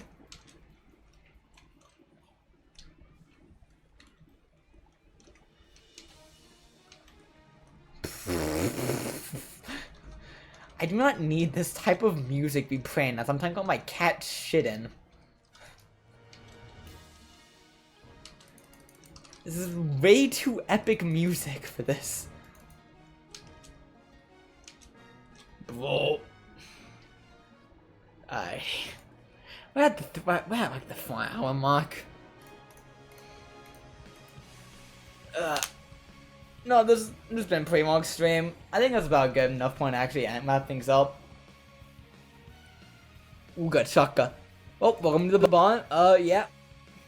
No, let's wait out. Teji is live. So let's have fun at Uncle. Good stream, good stream. Should we wait out? I ain't really feeling it actually. May just go to bed. Raid. Yeah, let's raid, I guess. Very enthusiastic, I know. Good stream. So, we're waiting off to Teji. He is doing an up stream at late night practice. That being said, appreciate everyone who did stop by today. Appreciate Blaine falling by. Appreciate you, Kenneth-chan, and Froggy for chatting. And if I don't see you again, have a good morning, afternoon, good night. Have fun at Teji's. Bye bye.